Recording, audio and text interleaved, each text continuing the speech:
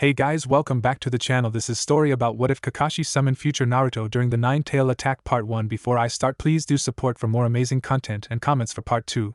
Do consider to subscribe my channel and share my video to your friends and check out the description as well. Let's start the video. A tall man stood with his head down, spiky gray hair flopping over his concealed left eye. His gaze fell onto a boy at his feet, whose broken body lay bleeding on the shore of an infamous waterfall. The crimson liquid flowed steadily from the boy's chest, seeping into the grass and dirt. The boy's torso still rose and fell, signaling to all that he wouldn't go without a fight, but the tall man knew his pupil wouldn't last much longer. How could he, when a great big hole had replaced his right lung? No, the boy would die within the hour, and the tall man's last link to his past would disappear. The legacy, the son of the great fourth fire shadow, who had been the tall man's teacher, was faced with a horrible fate which he could not escape. Death. Kakashi felt something prickle at the edge of his eyes. It was a sensation that he had not felt for a while, a sensation he had hoped to never feel again. Salty tears soon joined the rain streaming down Kakashi's masked face. Even his forehead protector could not conceal his weeping eyes, for a spot of wetness grew at its edge, beneath his Sharingan eye. The tall man soon fell to his knees, crying for the first time in a long time. He collapsed in upon himself, thighs in his stomach, shins in the dirt. His face was buried in his arms, and Kakashi of the Sharingan looked truly pathetic for the first time in his life. The thunder above his head hid his anguished cries, but Kakashi paid it no mind. He had lost one of the most precious people he had ever had. His last link to his old team, save his Sharingan, would soon be gone for good. Kakashi suddenly reared up, face towards the weeping clouds. He took a deep breath, then showed the world how upset he was.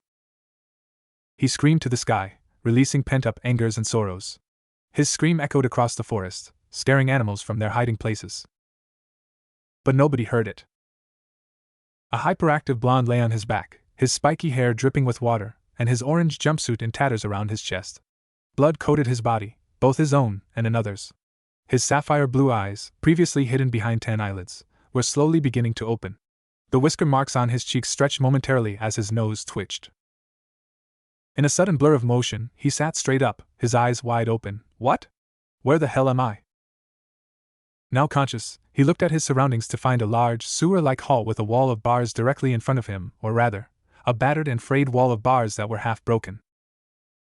A rumble suddenly shook the room he was in, and a large piece of what appeared to be concrete dropped from the ceiling to splash into the water around him. What the hell? A huge, hulking figure seemed to materialize out of the shadows behind the bars, a snarl on its vulpine muzzle. Its crimson fur glistened with the same water that soaked the blonde's hair, and even in the crumbling landscape, it seemed to possess an air of power and arrogance. The blonde named Naruto pointed his finger at the giant fox, an angry look stretched across his face. This is your fault. What are you doing? My fault? The fox growled, baring its shiny fangs. I'll admit that some of the blame belongs to me, but a fair portion of it falls on your ass too. If you had actually tried your best against that spiky-haired lunatic, we wouldn't even be in this mess. Now we're dying, and even if I send one or both of us back in time, we wouldn't be able to change anything important enough. What are you talking about now, stupid fox? What do you mean, sending us back in time? Pipe down, brat, it doesn't matter. There's only two things that could have changed the outcome of that battle, and you can't use either of them. The demon fox suddenly gained a thoughtful look, which seemed quite weird on its animalistic face. Unless yes, that just might work. Naruto looked confused. What are you mumbling about now? Quiet, it hissed. We don't have much time, so I'll have to give you the short explanation. Naruto sat down, ignoring the debris falling around him. Go ahead.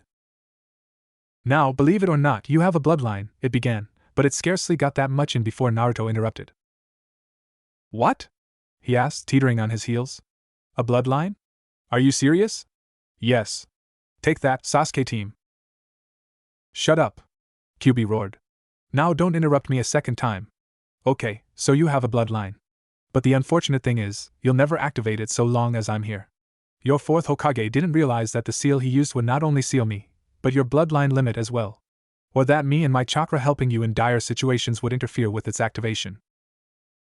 Which bloodline do I have? Naruto couldn't help himself. He was dying to know. The Kyuubi leered at him. As much as I hate it, the accursed Sharingan is very powerful, and is indeed dormant within you. But as I said, with me here, you'll never awaken it. Naruto's face fell. However, the QB paused for dramatic effect. There's a way to activate it, and then send you back in time, thus allowing you to keep the activated Sharingan and activate and deactivate it at your will. How? How? Naruto asked, excited but also wary of his tenant. It's quite simple, the QB said. First, we have to shatter the seal. Then, a burst of my chakra directly to your eyes immediately after the seal is gone will activate your Sharingan. And as soon as I'm free, I'll have a scant few seconds to send you back before I pass on permanently. Naruto gave it a funny look, but how is that benefiting you? You're still dying, so I don't see what your motivation is. Brat, the QB growled. Think of the big picture. Sending you back with your Sharingan should prevent me from needing to do this, so it's like this version of your life will have never happened, despite you having memories of it. In the end, if this is a success, I still live. Oh, Naruto said. So if I prevent Sasuke from killing us, then you won't die. Exactly, QB said. Now, on the count of 3, you destroy the seal. Ready? Naruto nodded. I don't really trust you, but that's the better of my options. Understandable. Now we have little time. We must hurry. 1, 2, 3. Naruto awoke to the sound of a battle. Gingerly, he opened his eyes and, if he had been capable of it, would have let out a large gasp. He could see things in much better clarity than he ever thought possible. He could see the individual stitches in the white cloak of the man carrying him. He could see the delicate craftsmanship of the green jacket. If he turned his head to the side, he could easily see the trees pass him one by one instead of the blur they normally were. Surprised, he whispered a low wow. But all that escaped his mouth was an excited gurgle. The man carrying him heard, and turned his own sapphire orbs towards Naruto's face, spiky blonde hair trailing down his cheeks. His gaze shot towards Naruto's eyes, then a prideful smile twitched onto his mouth. Oh? Only a few hours old and you're already setting records, and Naruto-kun? No one's ever activated the Sharingan at such a young age. Your mother would be proud. The fourth Hokage's tone dropped into a melancholy one, his face downtrodden. If only she could be here to see it. Naruto barely noticed the sorrowful side of the man carrying him before the smile returned, though it was forced, and his enthusiastic voice made an encore presentation. Well, Naruto-kun, you're about to go from being my son, Kazama Naruto, to being the hero of the village. Naruto felt his world shake and managed to catch a glimpse of orangish red beneath his father's feet. It felt strange to him, calling the man he respected above all others father, but that's what the fourth Hokage, Kazama Erasure, was. He was Naruto's father, and nothing could ever change that. Naruto immediately recognized the orangish red beneath his father's feet as Gamabunta, the boss toad. And he felt a bit of dread slide like ice down his throat and into his stomach. This was the night. The hero comment his father had made should have been a good enough clue, but the sounds of battle and the large summoned creature had finally solidified the date into his mind. It was October the 10th, his birthday, and the day that the legendary demon, Kyubi no Yuko, had been defeated. And as they came upon the wretched beast, Naruto suddenly wished the ride could have lasted longer. It would have only prolonged the inevitable, but it would have made him feel a heck of a lot better. His fate was being decided, and there was nothing he could do about it. As his father began a set of seals, Naruto began to cry, completely on infantile impulse. The fourth Hokage gave his son a pained look, as though wishing he had another option, then returned to his duty, tears shining in his deep blue eyes. I'm sorry, son, but it has to be done. There's no other way. This is your story now. Then, for a second, as the Shinigami ripped the Kyubi's soul from its body and stuffed it into Naruto's, there was silence. There was a long pause in everything.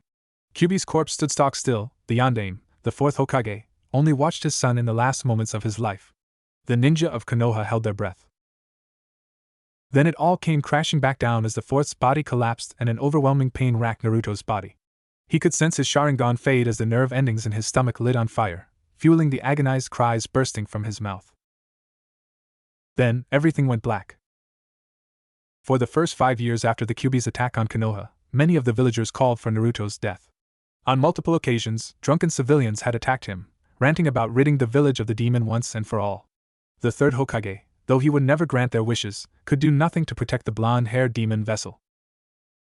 Konoha ninja that had witnessed the attacks had never interfered, simply because they had never had to. Every attack was foiled and turned out to be a complete failure. Naruto was still treated poorly, and still could only afford ramen, but his injuries had been avoided simply by not being there. For the most part, his life was going as it had originally, with only a few major differences. 1. Naruto had the Sharingan, and would often watch other ninjas, including Hatake Kakashi and the Uchiha's, as they practiced. With his Sharingan, he could copy some of the moves and jutsu they used. His repertoire of ninjutsu had vastly increased compared to his previous life, and he had new moves and jutsu that he could use in the more difficult parts of his life. Shunshin Body Flicker was a particular favorite of his. It made an excellent escape, even if it was very draining. Second, he knew the future, so he could prevent the more horrible events from happening, ones that he had the power to change and influence, anyway. This would come especially in handy with such things as his graduation and the Chunin exams. He knew he couldn't do anything about the Uchiha massacre or Sasuke receiving the curse mark that Orochimaru called the Heaven Seal, or the third Hokage's death. But he could prevent Sasuke from running away and the death of the misduo known as Haku and Zabuza. Third, he knew about the Kyuubi, so he had even more reasons to prank the villagers. Many of the more vocal death callers, in other words, the people who had appealed for his execution, were already on the receiving end of almost malicious pranks. And he foresaw many more humiliating pranks in Konoha's future. Not to mention the level of training it gave him. Outrunning Jounin was an amazing stealth exercise and a magnificent way to practice underhanded tactics. On December 27th, though, Naruto was suddenly reminded of an attempted kidnapping he had heard about. He couldn't remember who had originally told him. He thought it might have been Neji. Supposedly, one of the Cloud Ninja that had just arrived would try to kidnap Hinata. Hinata's dad, Hyuga Hayashi, would catch them, and Cloud Village would demand the clan head's body as retribution for their ninja's murder.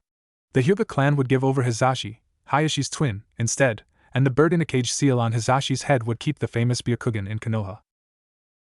But as a result, Hinata's confidence in herself would be brutally shattered, and Neji would hate her and the main family for the incident that killed his father, believing it their fault. Naruto, being the kind of person that he is, decided that he would attempt to stop the kidnapping, even if all he could do was boost Hinata's confidence. So, that night, he grabbed a sleeping bag, a package of instant ramen, a flashlight, and some firewood, and set up camp right outside the Hyuga compound. And he waited. He set up the firewood, lit a fire, boiled some instant ramen, ate it, then sat back down and waited. Naruto was never particularly fond of the Hyuga clan, considering what he had seen of it. Sure, he liked Hinata well enough, but the rest of the Hyuga were on his blacklist. Neji was particularly high up on Naruto's list of people he disliked, mainly for how he had treated Hinata, who had become a good friend of Naruto's. Now that he had sat down to think, Naruto found that he really liked Hinata. Sure, she was shy and quiet. She often stuttered and blushed a lot. She even fainted from time to time, especially when Naruto was around. But Hinata had done something that made Naruto proud of her, and that had made her one of Naruto's best friends. She had stood up against an opponent that was clearly stronger, and hadn't flinched, even when faced with death. To Naruto, that made her okay, and he happily welcomed her into his circle of friends. Thinking about Hinata put a smile on his face, and Naruto suddenly regretted not getting to know her earlier in his previous life.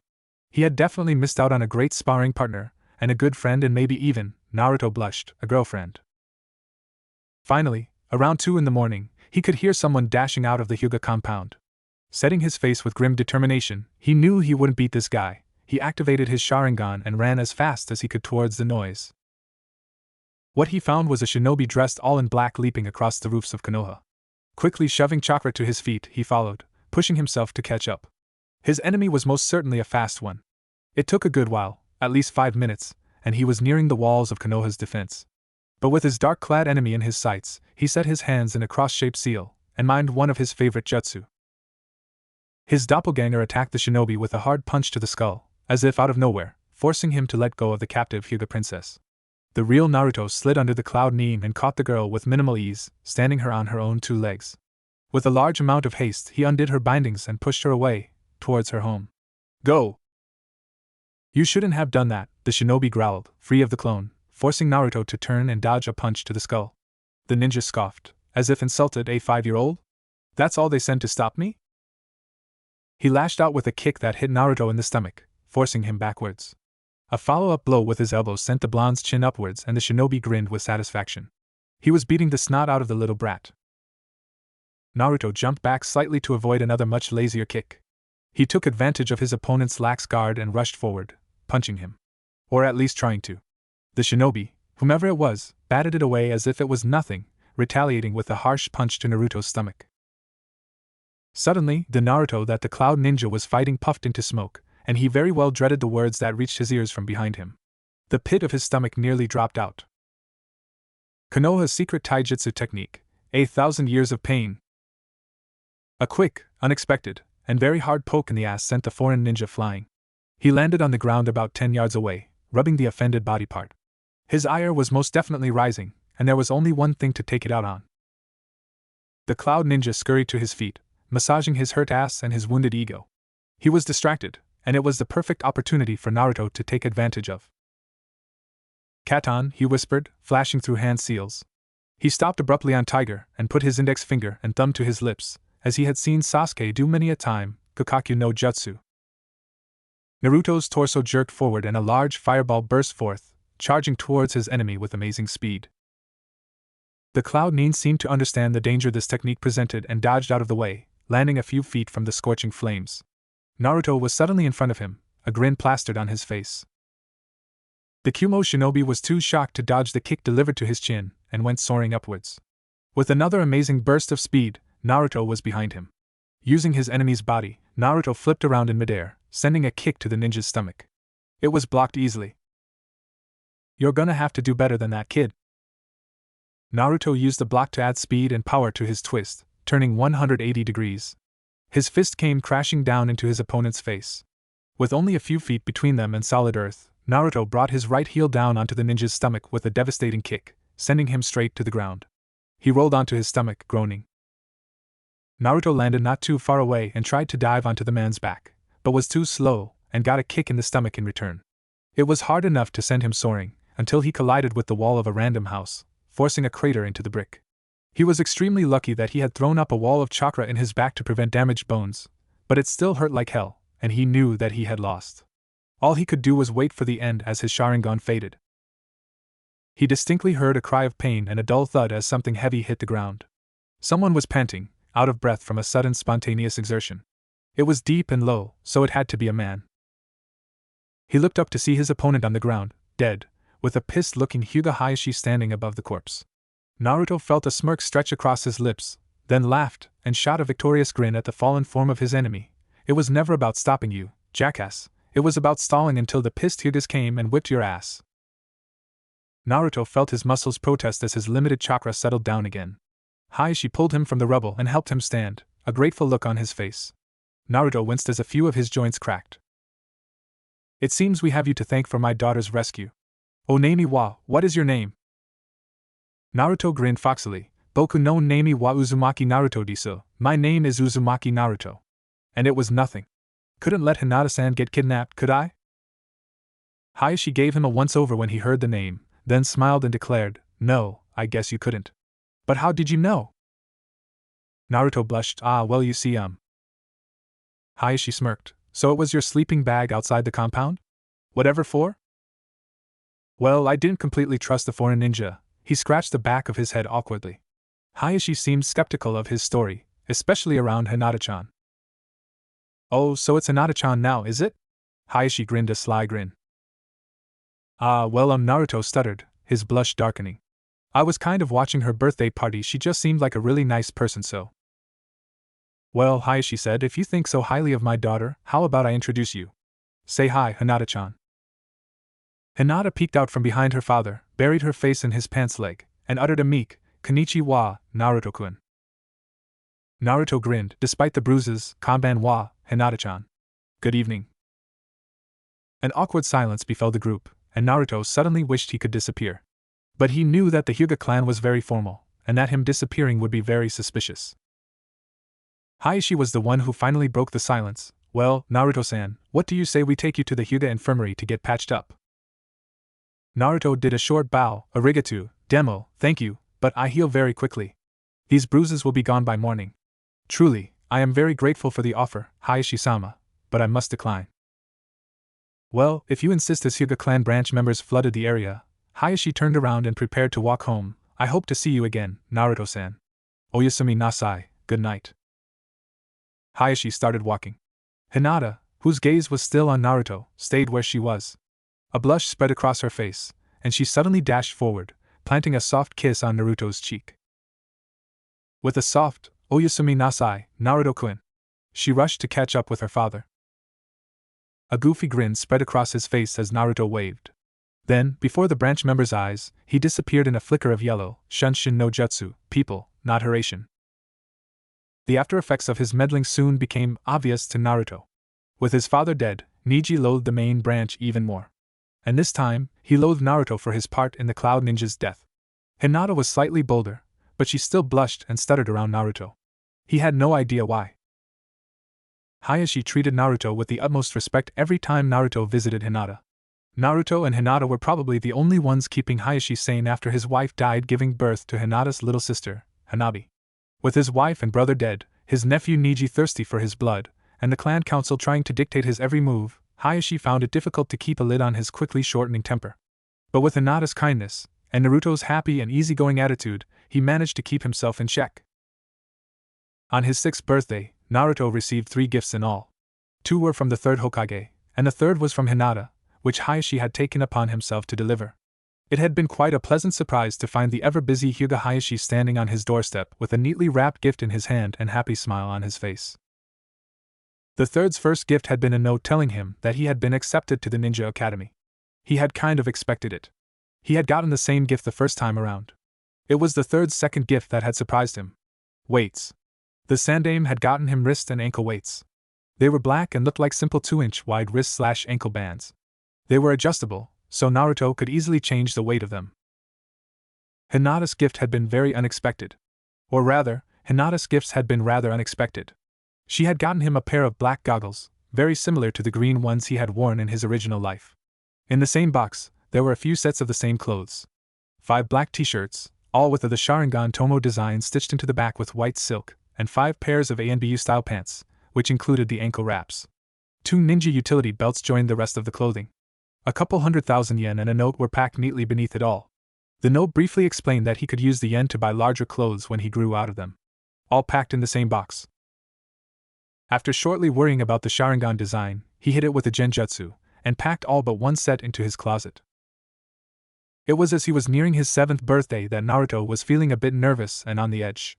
The Uchiha massacre was set to happen soon, and he knew he couldn't do anything about it. Regardless of that, he had taken to following Sasuke home every day. He knew he couldn't defeat Itachi or stop the massacre, but he would be there to pick up the pieces when it happened. It was a dark, Halloween night when the devastating bloodbath occurred. Upon sighting the first body, Naruto had found the best hiding spot he could, and waited for the events to unfold. He cringed with every scream, knowing that Sasuke was suffering at Itachi's hands. He winced at Itachi's cold voice and flinched when an agonized cry tore through the night sky. He stiffened as he saw Itachi dash by, headed for Konoha's outer walls. He waited, and as soon as he was sure the Uchiha murderer had left and was far enough away, he moved from his hiding place and cancelled the genjutsu hiding the design on the back of his shirt. Very carefully, he crept towards the sound of pitiful crying. The bodies littering the ground made it hard for him to walk around, and his nose stung with the coppery scent of blood, but he walked on, careful not to disturb the corpses beneath his feet. He found the source of the weeping curled up in front of an Uchiha home, soaked with blood not his own. 7-year-old Sasuke was leaning up against the wall, tear-filled eyes wide and peeking out above his knees. His arms were wrapped tightly around his shins, and his arched back heaved with every strained breath. His black shirt was rumpled and wrinkled, clinging to his form with sweat and the unending river of crimson liquid. His lean, young arms trembled and his obsidian eyes stared straight ahead, unseeing. As Naruto slowly approached him, he activated his incomplete Sharingan, and held back the bile that rose in his throat. He concluded, quite decisively, that he didn't want to be looking at the scene of a massacre in such detail. He knelt down, placing a gentle hand on Sasuke's shaking shoulder. Sasuke's head whipped around, and his eyes focused on Naruto with light speed. Naruto noticed a frightened look in Sasuke's eyes and quickly turned off his Sharingan. He sighed in relief as the darkness hid the majority of the massacre. "Hey," Naruto whispered, shaking Sasuke lightly, "let's get out of here." Sasuke didn't move. "Hey, are you Uchiha?" he asked timidly. "I thought I was the last one." "Yeah," Naruto said, "but you're not alone anymore. We're the last ones alive, but at least we've got each other. Your cousin Naruto won't leave you alone in all this." Sasuke smiled weakly, "Thank you." "You're not alone, Sasuke. And you never will be ever again," Naruto smiled. "Now let's get out of here. Hokage-sama will know what to do." Sasuke nodded, and tried to stand. His knees trembled for a few seconds, then he collapsed back onto his butt. Naruto sighed and helped him up, slinging the boy's right arm over his shoulders. With a one-handed seal, they disappeared in a flicker of black. Sandame's breath caught in his throat as a mass of black, red, and yellow landed in his office with a thud and two loud ouch. He stood from his chair as a crimson liquid seeped onto the pristine floors of his office. The mass, or maybe masses would be more appropriate, that had appeared in his office sat up with a groan. A blonde-haired boy rubbed his head, grinning at the old man. Hey, Ajisen. Hokage-sama, Sasuke stuttered. Sandame sighed. Naruto. What brings you here? Naruto pulled up 2 chairs. He sat Sasuke down in one and sat in the other himself. The rest of the Uchiha are dead. I witnessed Uchiha Itachi leaving the scene of the crime. When I heard the sounds of distress, I investigated and found Sasuke-kun suffering from severe mental trauma. Sandame blinked as his mind registered the information. Then it sunk in just what he had said, and his face turned serious. Where? The Uchiha compound, Naruto said, suppressing a shudder. There are bodies everywhere. Sandame turned on the intercom and spoke to his secretary, send in Kakashi. The third sat down again and waited, his hands folded in front of his mouth. Sasuke drifted off to sleep, still covered in blood, but comforted by his cousin's presence. Naruto fidgeted, impatient. Finally, after 15 minutes, a dog masked Anbu walked through the door. He strode up to the third's desk and bent forward at his midsection. You called, Hokage-sama? Sandame nodded. Yes, Kakashi. Naruto-kun here, he motioned towards Naruto, has just brought me the most disturbing news. It seems that Uchiha Itachi has massacred his clan. Sasuke-kun, his hand pointed at the sleeping boy, is reported to be the only survivor. No, he's not, Naruto said, his eyes closed. They opened slowly, revealing 2 red orbs swirling with the Sharingan. My mother's heritage marks me as an Uchiha as well. I am the second survivor of this genocide. WN? Sandame stuttered. How? Kakashi asked. Naruto sighed, dredging up the lie he had prepared. The events of my mother's death caused me emotional stress. Even at such a young age, I seemed to understand the depth of the situation. The addition of the burden my father placed on me on the same day, mere minutes later, forced me into a sort of panic. My Sharingan activated as a result of that stress, and until that overwhelming pain of the seal knocked me out, I could see with much more clarity. It's why I can remember that night so well. How often did you use it? Sandame asked, leaning forward. Every day, when no one was noticing. I'd watch ninja spars until I ran low on chakra. I can't use most of them, though. Don't have enough chakra. Kakashi snapped his fingers in an I get it way, so that's why the villagers had such a hard time catching you. You evaded them using the Sharingan.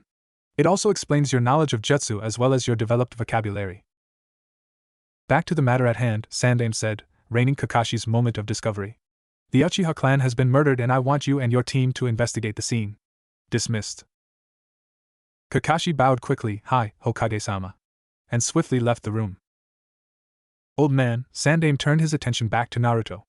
I want you to keep my bloodline quiet for now. And I'm going to need a bigger apartment for Sasuke and I. The third blinked. What do you mean? Naruto glanced at the raven-haired Uchiha. Sasuke's unstable right now. He needs someone from his family to support him. And I'm the only one left. As for the apartment, us living in the Uchiha compound would only make things worse for Sasuke. It would imprint bad memories in his mind and he'd relive this horrible event every day. It'd be better if we just found a big enough apartment. Sandame nodded. I understand. I'll have one for you tomorrow. For now you can sleep here. I'll stay all night to watch over you. Naruto nodded as the old Hokage buzzed his intercom. I'm going to need a few futons in here. I'll also need 3 blankets and 2 small yukata. Hi, Hokage-sama, the secretary replied. The old man shook his head, a smile twitching on his lips. Despite the situation, you'll make a great Hokage someday, Naruto. Naruto grinned foxily. I know. The next 5 years went by in a flash for Naruto, and as he looked back on it, he found he was quite content with the results of his meddling. Granted, Neji was worse off this time, and the Uchiha clan was still down to 3 members, but, overall, things had taken a turn for the better. Hinata was still quite shy around Naruto, and she blushed and stuttered very often. But being friends with Naruto had made Hinata a stronger person, and Naruto easily noticed how much more powerful she was during their spars.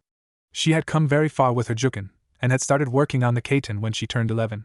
Naruto was very eager to train with her so that he could eliminate her chances of losing to Neji. They were the best of friends, though Naruto felt oddly happy and light-headed every time she smiled at him. He was still trying to figure out why. After merely a year of living together with Sasuke, Naruto immediately saw some of himself rubbing off on the dark-haired Uchiha. He really should have guessed it would happen, considering they were practically inseparable, but it still surprised him. Sasuke, the original Sasuke, had been broody and sulking and often stayed quiet, except for the occasional insult and such. This new Sasuke, who was carefree and happy, could be found pulling pranks with Naruto. Many of the victims had taken to calling them Densetsu Teki na Uzumaki Kyodai, or the legendary Uzumaki brothers. Naruto had never realized how useful two pairs of Sharingan eyes would be in pulling pranks until Sasuke had started participating in the all-out war against the hateful villagers.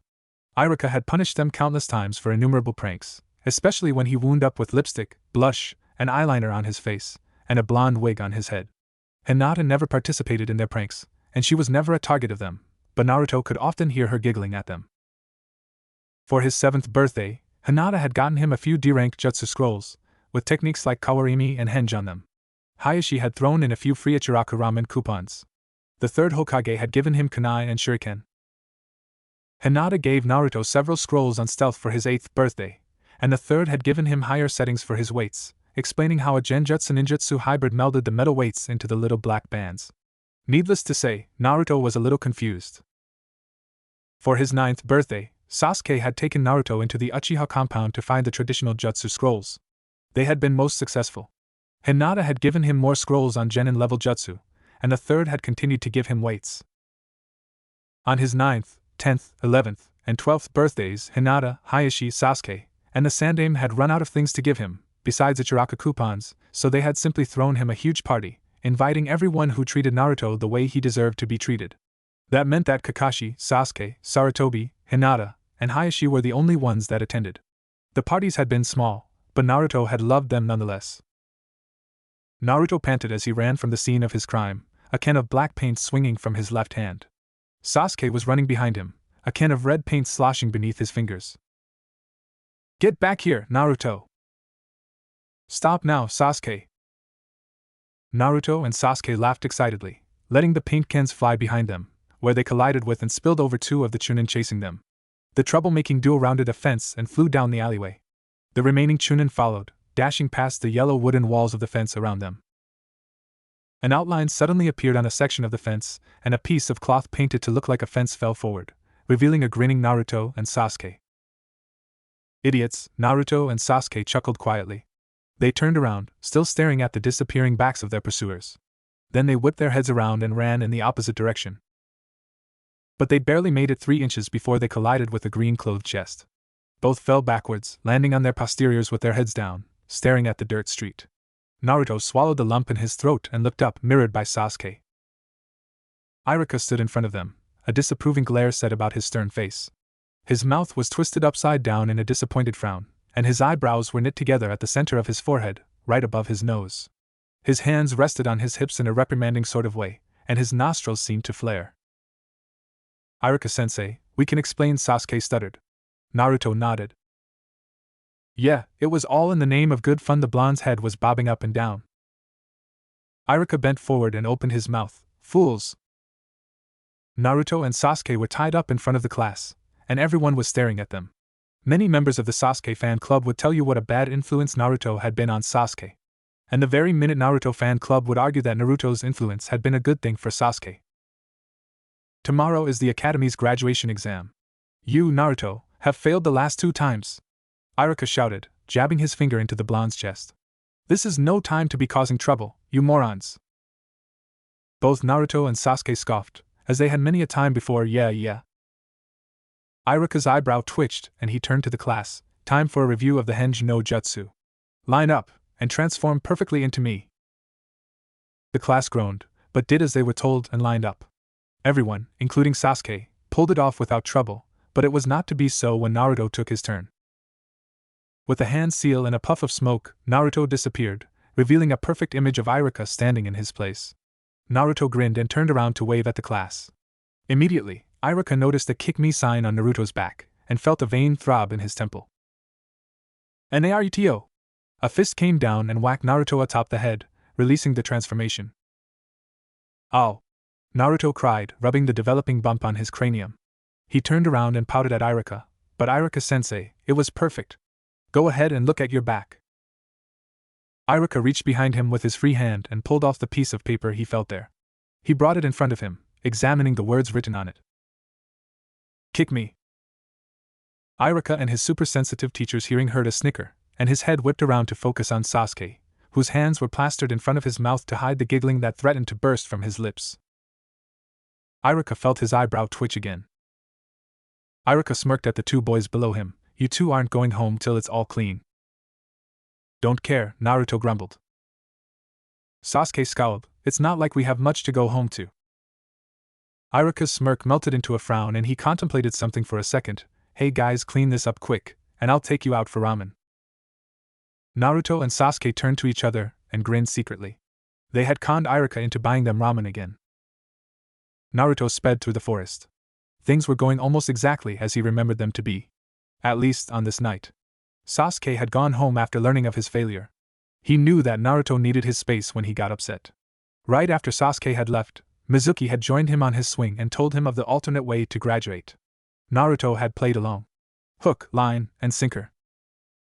He had easily stolen the scroll of forbidden seals. All he had had to do was use the old man's perverseness against him. It only took a hand seal, a puff of smoke, and a little of forbidden flesh to knock the aged Hokage out cold. The entirety of the security around the scroll was quickly bypassed, and Naruto had left before anyone could figure out what had happened. The most interesting thing he had found was something called the Hiraishin no Jutsu, and he had quickly found out that it was his father's most powerful ninjutsu. That alone was reason enough to read about it. This jutsu was created by the fourth Hokage. To activate it, the user needs a special seal or jutsu formula, Jutsushiki, to mark the destination. After this is done, the user can travel almost instantaneously to that location. The fourth applied this Jutsushiki in advance to small weapons such as kunai. It is possible to leave a formula on an area touched by the user. Naruto grinned, pulling out the marker he had brought specifically for the occasion. A blank scroll was slipped secretly from out of his kunai pouch and unrolled next to the forbidden scroll of seals. In what seemed to be no time at all, every detail concerning the Hiraishin was carefully inscribed on the previously blank scroll, and Naruto held enough of an understanding of the technique to recite the most useful Jutsushiki by heart. With both scrolls put away, Naruto eagerly pulled out kunai, inscribing a Jutsushiki on each of them. He left no single knife untouched and unaltered, and in the end, probably had enough kunai to stop an army. Now, the only problem he had was chakra. Naruto sighed. It was going to take a long time to get his reserves up so high again. He looked up to the large tree in front of him. Well, he told himself, if you want to succeed, you have to try. Naruto panted. It had taken the better part of the day, but he had done it. The large tree behind him had slash marks decorating its front, each a few inches apart. The distance between the marks quickly grew, and about halfway up the tree, the marks were easily 3 feet apart from one another. There was a funny prickling on the back of Naruto's head, and he quickly dropped into his act. He had to reenact his graduation almost perfectly, lest he change something vital. It would not do for something to go wrong so far into his second chance. Naruto looked up as Iruka landed in front of him, a creepy look on his face. I've found you. Naruto scratched the back of his head, laughing nervously. Hehe, yeah, you found me. I only had a chance to learn one jutsu. Iruka's eyes trailed over Naruto's form, noticing rips and frayed patches in the fabric of his black t-shirt. You've been working hard. What have you been doing? Naruto giggled excitedly. Never mind that. If I show you this really cool jutsu, you'll let me graduate. Iruka blinked. What gave you that idea? Naruto grinned. Mizuki-sensei. Naruto patted the large scroll on his back. He also told me where to find this scroll. He said that if I mastered one jutsu on here, you'd let me graduate. Iruka's mouth fell open. Mizuki started this. A whooshing sound fell onto their ears, and a barrage of kunai fell upon them as if on cue. Naruto, as prepared as he was, could not prevent Iruka from pushing him away and taking the blow for himself.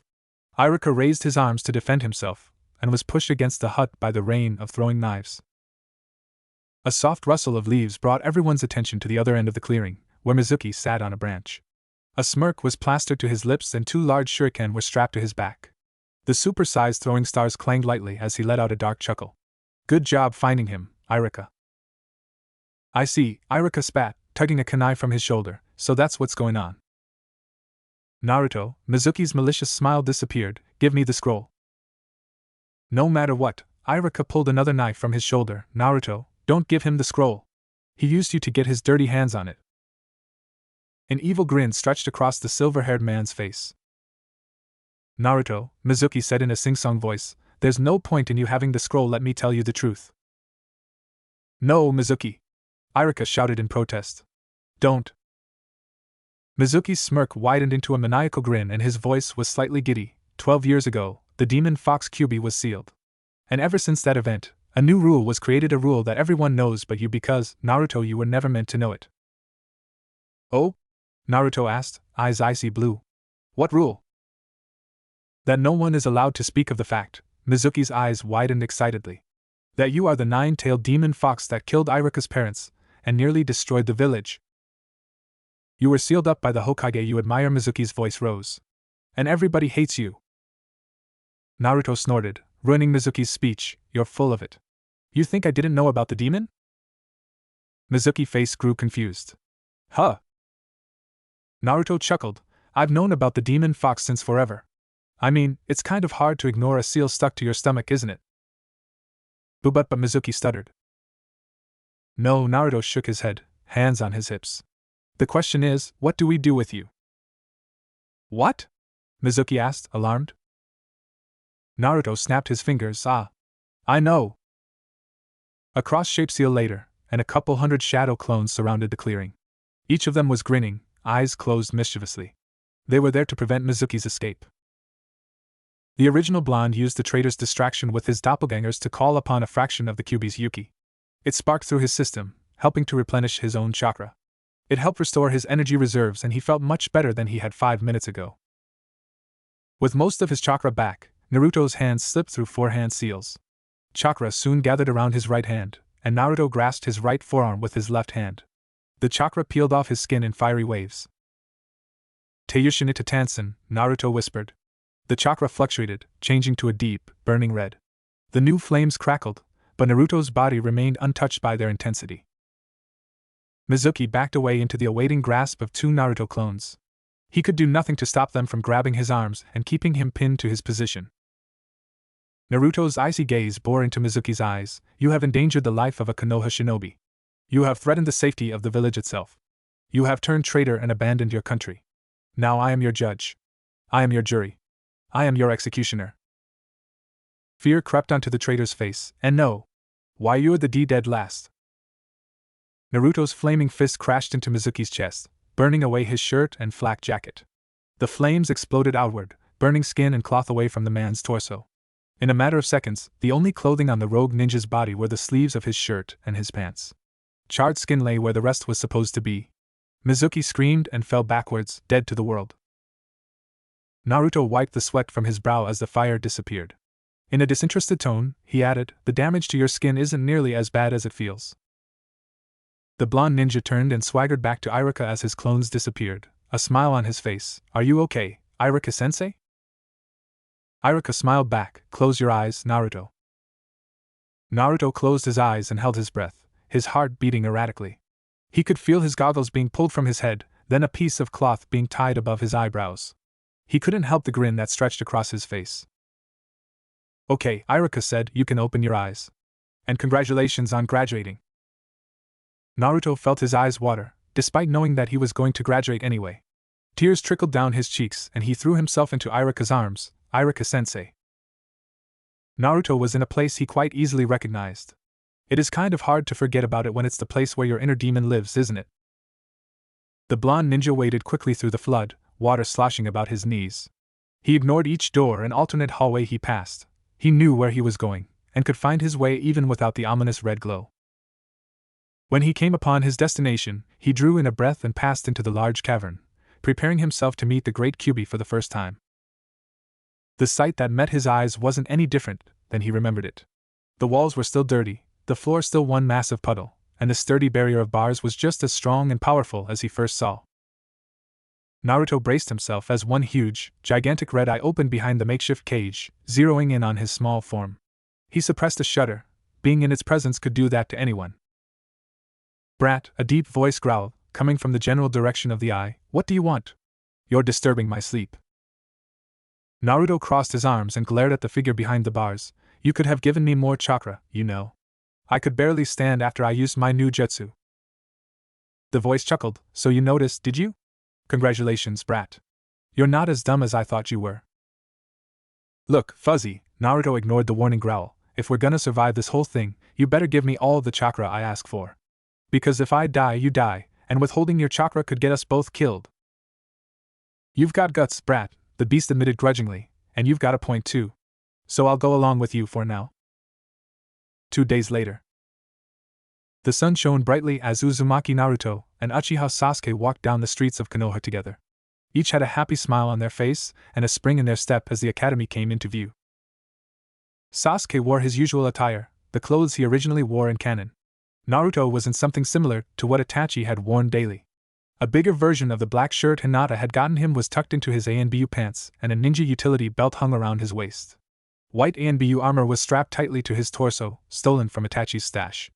On his right arm, he wore a strap-on sleeve like Sasuke, one of those things that was on Sasuke's arms in his original anime outfit. It disappeared into his right sleeve. His left arm was wrapped in bandages, much like Lee's. They too vanished into his sleeve. On the back of his shirt, hidden by genjutsu and his new armor, was the Uchiha clan symbol, smack dab in the center of the white tone design. As the duo reached their destination, Naruto slid the doors open and walked in, followed shortly by Sasuke. Many people crowded the desks, and quite a few waved to Sasuke and Naruto. But they weren't interested. The Uchiha cousins walked through the aisles and stopped halfway down the classroom. They took a seat. Naruto was between Hinata and Sasuke. Sasuke sat at the last space on the desk. It served him best. No fangirls could sit next to him. Out of the three of them, Hinata seemed to have changed the most. She still wore a coat over top of her ninja attire, and her pants were still black. But her deep indigo hair was long and cascaded over her shoulders and down across her back. Her bangs were still neatly cropped right above her eyebrows, and she was still a bit shy and quiet, but she was more confident in herself and her abilities. Winning Naruto's love didn't seem impossible anymore. Ino and Sakura's entrance went unnoticed, and then things quieted down. Iruka entered the room and everyone immediately shut up. Not a whisper escaped their mouths as the teacher began his graduation speech. Naruto tuned out the speech. He had ignored it the first time. He could ignore it again. He was only half listening when Iruka called the teams, and he really didn't expect it to change. But it had. Team 7, Hyuga Hinata, Uchiha Sasuke, Uzumaki Naruto. Iruka shouted, his eyes traveling down the list. Team 8, Inuzuka Kiba, Haruno Sakura, Aburame Shino. Naruto's cheek slipped off his palm and his chin collided with the desk. His eyes were wide open now, and even though it had hurt to hit his chin, he was totally ignorant of the pain. His surprise soon vanished, replaced with elation. He let out a whoop of joy, hugging the two people next to him with a fervor unrivaled. Hinata blushed and Sasuke scowled, though his lips would twitch every now and then. Many of Sasuke's fangirls squealed angrily, obviously upset they couldn't be with their Sasuke-kun. But to Naruto, none of those things mattered. His motivation behind the hug had been totally different. Fate had changed. And this time, it was for the better. Naruto hit a gulp as the killing intent of multiple fangirls rested onto him and Hinata. Maybe, though, it was for the worst. 3 hours had passed since lunchtime, and only Team 7 was left sitting in the lonely classroom. Naruto had his head resting on his arms, a bored look on his face. Hinata sat on his right, a light blush on her cheeks, sneaking glances when she thought Naruto wasn't looking. Sasuke sat on Naruto's left, eyes half closed with his chin resting in his right palm.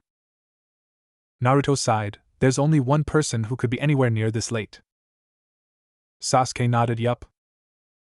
Kakashi, they said in unison. Then they both sighed. They had grown up knowing Kakashi and his tardiness.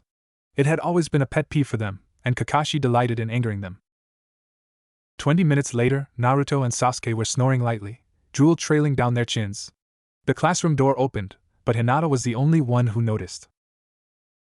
The silver-haired man known as Kakashi peered in, his gaze settling on the two sleeping boys. Naruto, he noted, wore clothing that was disturbingly familiar. He smirked.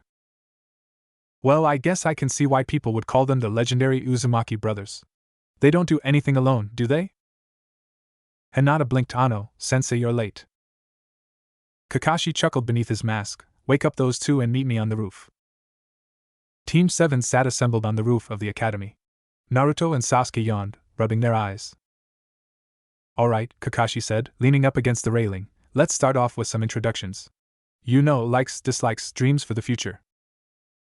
Naruto frowned sleepily. Why don't you go first, sensei? Kakashi shrugged. My name is Hatake Kakashi. My likes and dislikes are none of your business. Dreams for the future? Well, I have a lot of hobbies. The gray-haired Jounin pointed to Naruto. Your turn, Blondie. Naruto yawned, scratching his stomach. Name's Uzumaki Naruto. I like ramen, Hinata-chan, my cousin Sasuke, and training. What I dislike are those who judge others unfairly. Dreams for the future? He thought for a second, helping Sasuke take revenge for our clan, and to become the greatest Hokage ever. Hobbies, he grinned, pulling pranks with Sasuke and sparring with Hinata-chan. Kakashi nodded, pointing to Sasuke. Next? Sasuke rubbed his right eye. My name is Yawn. Uchiha Sasuke. I like ramen, fire jutsu, my cousin Naruto, and training. Yawn. I dislike people who judge others based on face value. Hobbies? Sasuke scratched his chin, pulling pranks on the ignorant villagers and training my Sharingan with Naruto. My dream: avenge my clan and revive it, and help my cousin reach the top. Kakashi blinked. That was unexpected. Slightly unnerved, Kakashi pointed to Hinata. Your turn. Ano Hinata said, my name is Hyuga Hinata. I like Naruto-kun, Sasuke-san, and sparring with Naruto-kun. I dislike others who judge people unjustly. My hobbies are pressing flowers, and training to become a medic nin. My dreams for the future? Ano, she blushed, staring at Naruto. I can't say. Kakashi resisted the urge to arch an eyebrow, so she likes Naruto, eh? Right then, Kakashi said, standing straight, his hands in his pockets, tomorrow we'll begin with some survival training? Sasuke and Naruto sighed, but Hinata spoke up for them. Ano-sensei, we already did that at the academy. Kakashi leaned against the railing and chuckled, his eye closed.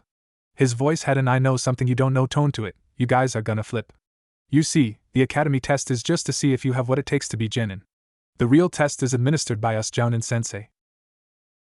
Kakashi leered at the newly formed Team 7, an evil gleam in his eye, and that test has a failure rate of 66.66%. He turned, taking a small moment to enjoy the looks on their faces. Bring your ninja gear tomorrow. And don't eat breakfast, you'll puke. Are you sure this wise, Hayashi-sama? They're only kids. Sandaime sat with his hands folded in front of his mouth, elbows propped up on his desk. He was in a conference with Hyuga Hayashi, Hinata's father. Hayashi sighed. As much as I hate to force this upon them, it must be done. Naruto-kun needs the protection of a clan, and the only clan capable of providing adequate protection for him is the Hyuga. If I could adopt him into the clan any other way, I would have, but this is the only method I could slip past the elders with. I don't need their approval to set up a marriage. The third Hokage sighed, pinching the bridge of his nose. Naruto-kun will not be happy about this.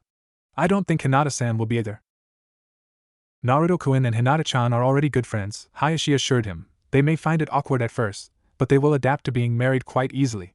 They probably would have been engaged to one another in 4 years anyway. What do you mean? The third had a good idea what he meant, but he wanted confirmation. Hayashi sat back, folding his hands in his lap. I have noticed that Hinata-chan and Naruto-kun are very fond of one another, more so than any best friend ever is. In 4 years, they could legally marry without any of the repercussions they might have encountered earlier. I suspect they would have done so. Sandaime sighed. So that was why you wanted them on the same team? Yes, Hayashi nodded. It will help with their integration into marriage 4 years from now. I don't like it very much, Sandaime admitted, but I will allow it.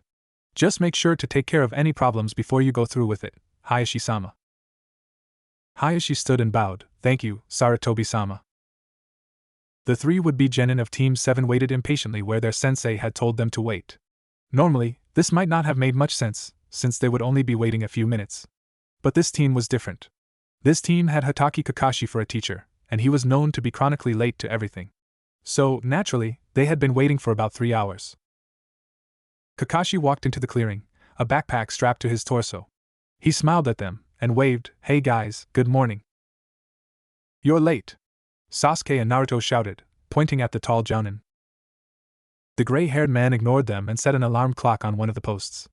He poked it, and it dinged, then started ticking. Kakashi turned back to them. It's set for noon. He held up 2 bells. You have until then to take these from me. That is your task for today.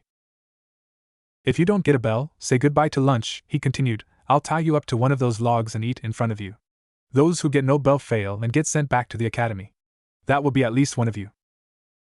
Kakashi tied the bells to his belt loop. You'll have to come at me with the intent to kill.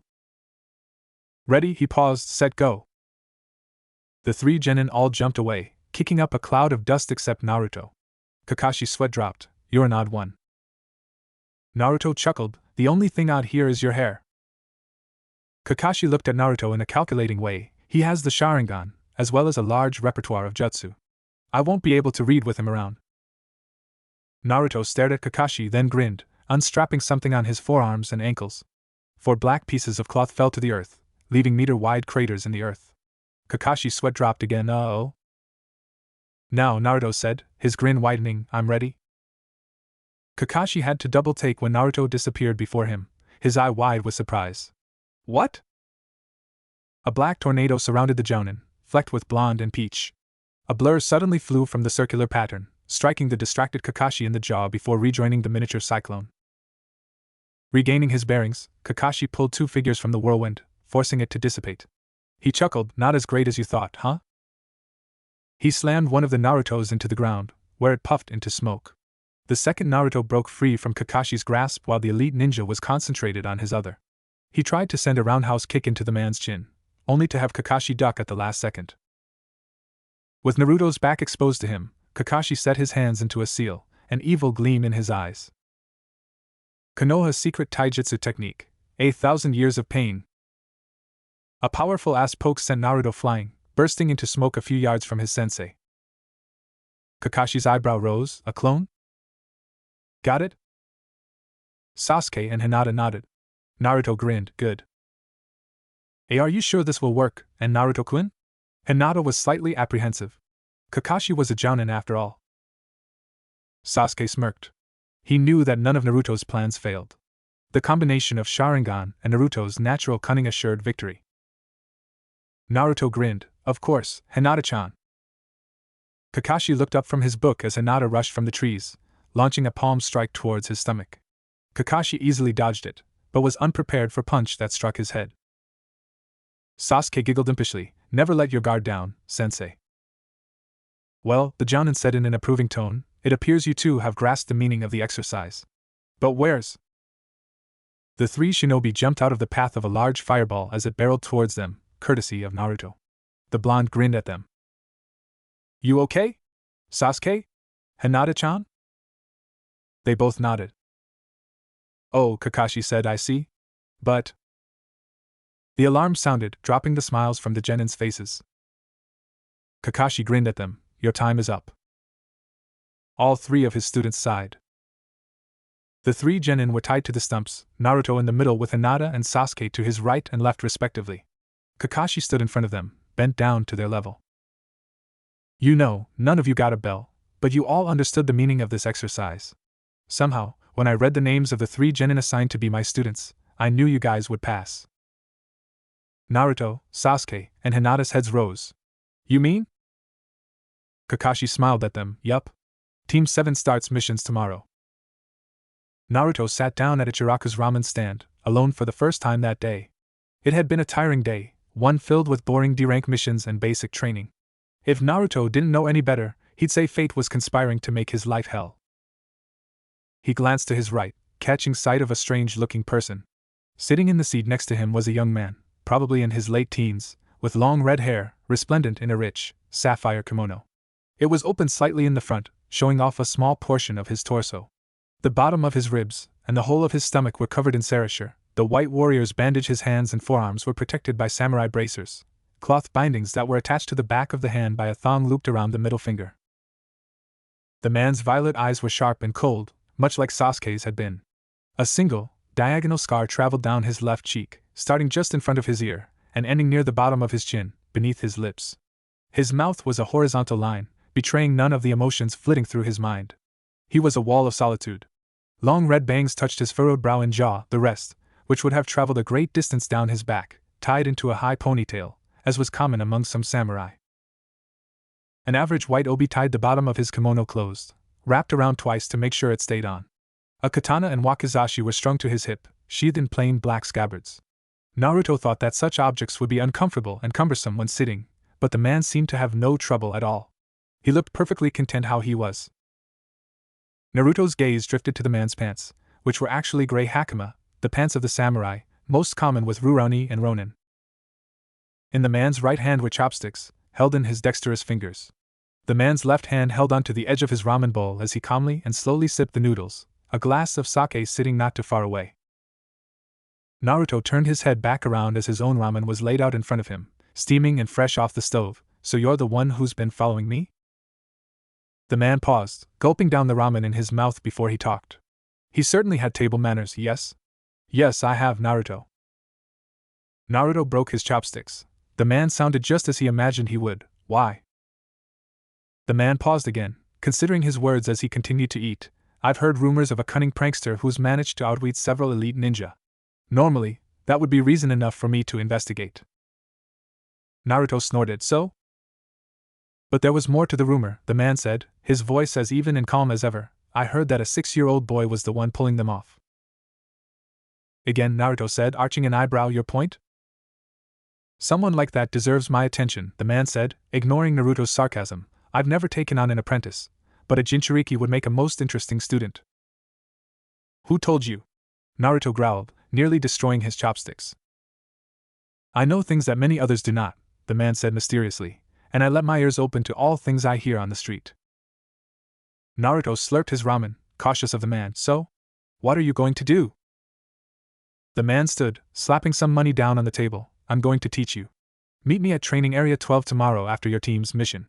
Come alone. As the man began to walk away, Naruto shouted, Wait! What's your name? The man paused, looking at Naruto over his left shoulder. Himura Badasai. Naruto could only stare as the odd man known as Himura disappeared into the night. His second chance was definitely strange. The next day, after an infuriating adventure finding Tora, Madame Shijimi's cat 2 times in a row, Naruto walked into the clearing, his hands clenched tightly. He had to admit, he was a bit nervous about what this man, Himura Badasai, was going to do. He was in uncharted territory. Himura's expression hadn't seemed to change. His dark eyes were still cold and his mouth was still nothing more than a straight line. His hair remained the same. He turned as Naruto arrived, a katana grasped by the sheath in his right hand. He held it out as Naruto came closer. This is Masamune. You shall come to cherish it as you do your own life. You'll treat it as if it were your immortal soul. Naruto took it from Himura's outstretched hand, running his fingers over the intricate dragon designs carved into the polished wood. He had been surprised by its weight at first, but it wasn't anything he couldn't handle. His weights were at an insane level, at least to him. Lee probably wouldn't think so, and Masamune really couldn't compete. At first, he was at a loss as to where to attach it to his person, since he figured it would take years to get used to having it hang from his shoulder or slung horizontally on his lower back. Since those were out, he decided to attach it to his unnoticeable belt, sitting comfortably on his left hip. When he was satisfied with its position, he turned his attention back to Himura, who stood patiently. What next? Next, Himura said, pulling his own sword from its sheath and grasping it with his right hand, I'll be showing you the basics of Hiten no Tsurugi Ryu. Naruto felt dread slide down his spine like icy water, pooling in his stomach. He had a bad feeling that he was going to go home more beaten than his escapade at the Valley of the End. In the end, his training was most enlightening, and he truly did enjoy it. But he had been so sore that it wasn't even funny. Well, okay, Himura had chuckled shortly when Naruto had complained of aches and pains. But to Naruto, it hadn't been funny at all. Naruto knew that his new training would pay off, probably pretty well against Zabuza too. But that didn't mean he had to like the burning sensation in his muscles, or the sweat pouring off him in rivers. All in all, Naruto felt that things had been most productive, if quite painful. In the 4 weeks since he had met Himura Badasai, Naruto felt he had an ironclad grasp of the basics of Hiten no Tsurugi Ryu. They had hit some bumps and other obstacles here and there. It wasn't an easy thing to learn, but Naruto was quickly picking up skill with the sword called Masamune. After weeks and weeks of chasing the same cat, sometimes more than once a day, Naruto and Sasuke finally decided on something. They were tired of the same old boring mission. The aged Hokage's gaze traveled down the list of missions in front of him. Let's see, Team 7, your next mission is. No! Sasuke and Naruto shouted in unison. We're tired of these easy, menial tasks. We want AC rank mission. Naruto turned around. Isn't that right, Hinata-chan? Hinata blushed, her head bobbing up and down. Very well, Naruto-kun, Sasuke-kun, Hinata-chan, the third chuckled, your task is the protection of a certain individual. The old man motioned to his Chunin helper, who escorted an old drunken from the room next door. The drunk looked at the genin, then took a swig from his sake bottle. They look like a bunch of super brats. Especially that one, he said, pointing to Naruto, he looks like he couldn't even lift that sword out of its sheath. He pointedly ignored the eyes trying to bore a hole into his skull, all 6 of them. Taking another swig of his sake, I'm the super bridge builder, Tazuna, and I expect you guys to give me super protection until I complete my bridge. As Team 7 left the safety of Konoha's gates, Sasuke and Hinata asked questions about Wave Country, Nami no Kuni. Naruto, who already knew the answers, ignored Kakashi and Tazuna as they gave the other 2 genin the information they sought. Naruto tensed for a second as they passed a puddle in the road. He knew what to expect, and this time, he would be ready. Last time, he may have frozen and got injured, but he had knowledge and experience on his side this time. He wouldn't be felled so easily as before. He wasn't disappointed. As soon as Kakashi's back was turned to the puddle, 2 figures rose from it, odd masks strapped to their faces. Their chain was soon wrapped around the gray-haired jounin and pulled taut, shredding him to pieces. Out of the corner of his eye, Naruto saw Hinata shiver when they laughed, heh, 1 down. They quickly dashed towards Naruto, who was grasping the hilt of his sword, prepared to strike him, 2 down, heh. A shuriken thrown by Sasuke forced one of them to slow for a second, allowing Naruto to unsheath the Masamune. A quick, almost imperceptible slash shattered the chain between the 2 ninja, giving Naruto another direction in which to dodge. Naruto's moves were smooth and fluid, as he had been taught by his Kenjutsu, swordsmanship, teacher. Even in the heat of battle, his dodge to the left was graceful. A second flash of steel severed the respirator and the mist headband from the enemy closest to himself, and Naruto marveled at the strength of his blade. He had not only cut through cloth and plastic, but he had sliced through an iron chain like it was butter. Using his enemy's surprise to his advantage, Naruto quickly dismantled the claw on Gozu's hand with a third slash of his sword. Then, using but end of his hilt, he knocked Gozu across the head, rendering him unconscious. Meizu, the second enemy ninja, made a dash towards Hinata after he dodged Sasuke's shuriken. He was so intent, so focused on what he saw in front of him, that he was unprepared for the harsh kick to the head that knocked him stumbling in Hinata's direction. Hinata, who had been able to anticipate Sasuke's attack, drove her open palm into Meizu's stomach. With a surprised gasp and a painful grunt, Meizu collapsed onto the girl's shoulder, his body limp and harmless. He was unconscious. Hinata tried to push his lifeless body off her without flat-out dropping him, a disgusted frown on her face, her Byakugan inactive. She found it difficult, his flowing dirty clothes tangling up with her taut, lean limbs and attempting to pull her down with him. Naruto and Sasuke couldn't help but laugh when she fell backwards, Meizu falling on top of her. It was quite comical, and even Tazuna couldn't help but chuckle. To see sweet little Hinata trying to untangle herself from an enemy she had felled mere minutes before wasn't something you saw every day. To see Hinata so frustrated was truly a once-in-a-lifetime thing. Finally, though, Kakashi, who had reappeared shortly after the battle had ended, took pity on the poor girl and pulled Meizu from atop her, laughing quietly. Naruto remembered the first time he had participated in the wave mission. He had been wounded, and upon that wound, he swore he wouldn't run away ever again.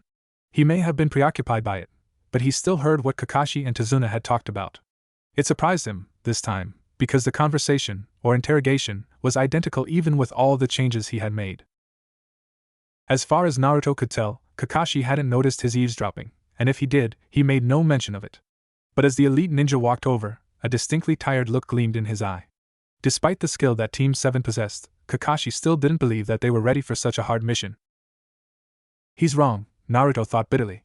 He had been training since day one for the eventual battle between himself and the upper-level ninja he would be up against. Zabuza and Haku wouldn't be the greatest challenge, but they would be strong. Gaara would be very difficult, but he still wouldn't match up with Naruto, especially taking into account the Kyuubi. Orochimaru would be the biggest challenge. Naruto might be able to get in a serious wound, because Orochimaru wouldn't be expecting so much skill out of the dead last of Konoha Ninja Academy, but the worst of the legendary 3 would most definitely trounce Naruto, despite any help the Kyuubi might give. Naruto, as he was sad to admit, wouldn't be able to pull out the Rasengan until the Chunin exam finals. Then, he would have an alibi.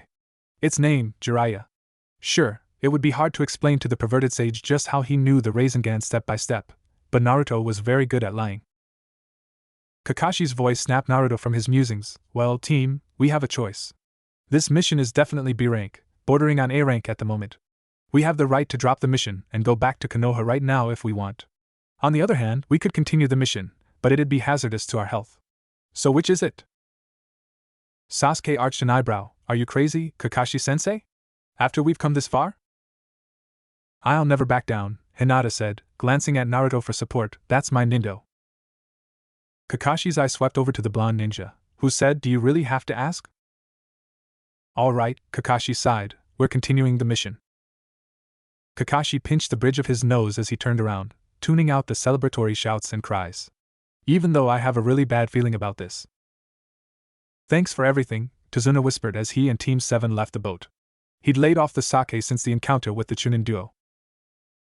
The ferryman shook his head. Don't mention it, Tazuna-san. As they headed down the road to Tazuna's place of residence, they caught sight of the bridge. Sasuke let out a low whistle. So that's the bridge? Wow. It's amazing, Hinata said, her eyes wide. Naruto grinned inwardly. He already knew about the bridge and its size. He'd fought on it after all. And how could he forget such an important part of his ninja career? It was where he fought his first major battle, and it was the first time he came close to facing a decisive loss. A thick fog rolled in as the group followed the dirt path to the little town in Wave Country, hiding the trees and bushes in a translucent haze. The wind was calm, and the only sounds heard were the soft clap-clap of the group's feet on the ground. Sasuke was the one to toss the kunai this time, and Hinata had promptly whacked him on the head for nearly killing a poor, harmless little bunny. Naruto had to stifle a laugh. Hinata was usually quiet and withdrawn whenever Naruto was near, and tried to be the best she could be. It was a change in pace to see her upset about something that seemed so trivial. The entire group suddenly ducked, Kakashi pulling Tazuna down with him, and the other three dropping to the ground on their own. A large Sanbatu, nicknamed Kubikiri Hocho, neck-cleaving kitchen knife, flew over their heads, embedding in a tree. As Tazuna and his entourage rose, a figure could be seen standing on the huge sword's hilt, his back to them. Momochi Zabuza, Kakashi hissed, hand flying to his headband. Jounin of the Bloody Mist. Hehe, you appear to be Sharingan Kakashi, Zabuza said, chuckling evilly. Sorry, but the old man is mine. You'll have to get through me first. Kakashi growled, yanking his Hittite skyward, revealing the coveted Sharingan eye. The Sharingan so soon? Zabuza cackled maliciously. It is an honor. Zabuza and his sword disappeared and the fog began to thicken. Kakashi backed his group into a circle around Tazuna. Surround and protect the bridge builder, he's way out of your league. Time to even the odds, Naruto muttered, slipping his weights into his backpack and dropping it. He was careful to set it down lightly. No need to draw attention to himself. His right hand held the hilt of Masamune, his left grasping the top of the sheath. His knees were bent, and his eyes blazing with the Sharingan. He was ready for the Soryu-sen, the twin dragon strike. To his left, Sasuke stood, his eyes alight with the Sharingan as well. He held a kunai in front of his torso, grasping it with both hands. His gaze darted around. No doubt, he was having just as much trouble seeing through the mist as Naruto and Kakashi. Damn it, he whispered hotly. Where is he? There was a sudden flash of sound from behind them, and Naruto had a good idea what it was. Hinata gasped, her Byakugan picking up on something they couldn't quite see. And Naruto-kun. Sasuke-san. He's. She was interrupted by a voice from directly behind them, near Tazuna. Hehehe, right here. Naruto spun on his right heel, chanting to himself, Hiten Mitsurugi Ryu. With a flare of speed, Masamune flew from its sheath, aimed to slice Zabuza's head from his neck. Kubikiri Hocho was brought to bear, blocking the potentially lethal blow. Zabuza was smug. Hehe, nice try, kid. Zabuza's eyes widened as Masamune's sheath came at him, colliding solidly with his arm, just beneath his right shoulder. He sucked in a breath of air, surprise written across his face. Gawaya! Soryu-sen! Grasping his shoulder with his left hand, Zabuza dropped his Zanbatsu, lashing out with a kick to Naruto's midsection. Naruto, who had expected Zabuza to burst into water, soared backwards, landing on his rear end a few yards away. Sasuke, who had attempted to tackle the missing ninja, and Hinata, who had tried to incapacitate him with a Juken strike, were both tossed aside like rag dolls. They were no match for the demon of the Bloody Mist. Naruto's head shot up when he heard Zabuza gasp again. Naruto's eyes widened. Kakashi stood behind Zabuza, a kunai stuck in the tan man's lower back. Water slowly flowed over the black metal, dripping to the hard ground. Suddenly, Zabuza exploded into water, splashing Kakashi's front. A second Zabuza materialized behind the leaf ninja, his sword prepared to swing around and cleave Kakashi in two. Kakashi-sensei! The three genin yelled. Spew-rash! Zabuza's sword cut Kakashi in half. Blood, bone, and flesh soon disappeared, replaced with a familiar clearish liquid. The Kakashi clone had reverted to water.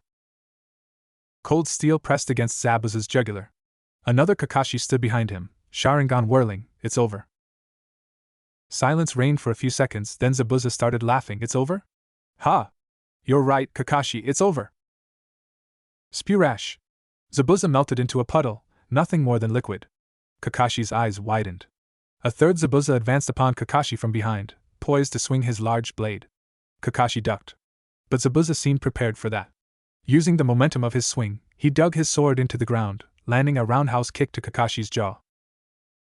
The silver-haired Jounin flew into the lake, soaked to the marrow. Zabuza was soon standing above him, making hand seals, Surin no Jutsu. A sphere of water rose up, surrounding Kakashi and trapping him in Zabuza's grasp. Using his free hand, Zabuza made a seal, now to take care of those brats. Miza Bunshin no Jutsu.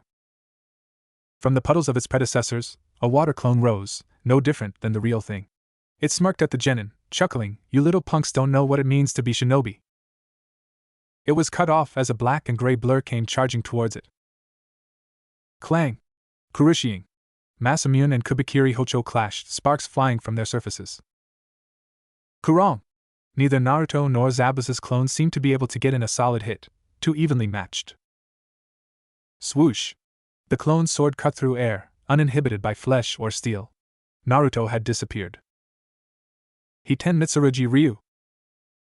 Everyone looked up to see Naruto descend upon the clone, his sword's hand guard parallel to the ground. The clone could do nothing to prevent the sharpened metal from sinking through his skull. Ryusui Senzan! With a jerk, Naruto pulled his sword free and jumped back, watching as the clone dispersed into water again. Even the real Zabuza would have been hard-pressed to dodge such a surprising attack. Naruto's blazing red eyes turned to the tan shinobi standing in the middle of the lake. In a flash, Naruto was gone again, dashing towards the captor of his sensei. His moist sword glistened in the small amount of light visible through the mist. As the blonde came upon him, Zabuza jumped a slight bit backward to give himself some room. In a flash of gray, Zabuza's Zanbatsu was pulled from his back, swinging down to meet Naruto's Masamune. Clang! Shurarashing! The two swordsmen clashed, attempting to push one another back. Naruto was putting up a good fight, but Zabuza, with his superior skill and bigger, heavier sword, was gaining an advantage. Shying! Naruto pulled his sword from the introverted tug-of-war, dashing out of the path of Kubikiri Hocho. Naruto was breathing heavily, but Zabuza seemed only slightly strained. Using his Sharingan to predict Zabuza's next move, Naruto bent backwards under the thick gray blade. Taking his chance, Naruto stabbed at the opening in Zabuza's guard, landing a painful, but shallow cut on the missing nin's left thigh. Zabuza cried out, backfisting Naruto across the cheek. He flew sideways, landing headfirst against a tree at the shore. He was definitely unconscious. Zabuza's sword rose again, and he dashed towards Naruto's unmoving body. He snarled, "You little brat!" Wham! A roundhouse kick landed in his jaw, knocking him backward into a nearby tree. Kakashi stood, a glare fixed on his face. "Don't forget. I'm your opponent!" Brat! Without even looking straight at the beast, Naruto could tell that Kyuubi was upset. "You're not going to lose to that weakling, are you? Even with all the training you did?" "He's a Jounin." Even as the words left his lips, Naruto knew he was just making excuses. "He's a lot stronger than me." Kyuubi snorted, "That's bull." Naruto sighed, "So what do you want me to do? Kakashi-sensei can handle it."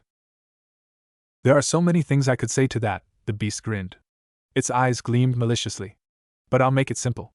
Kick his ass." Naruto reeled back.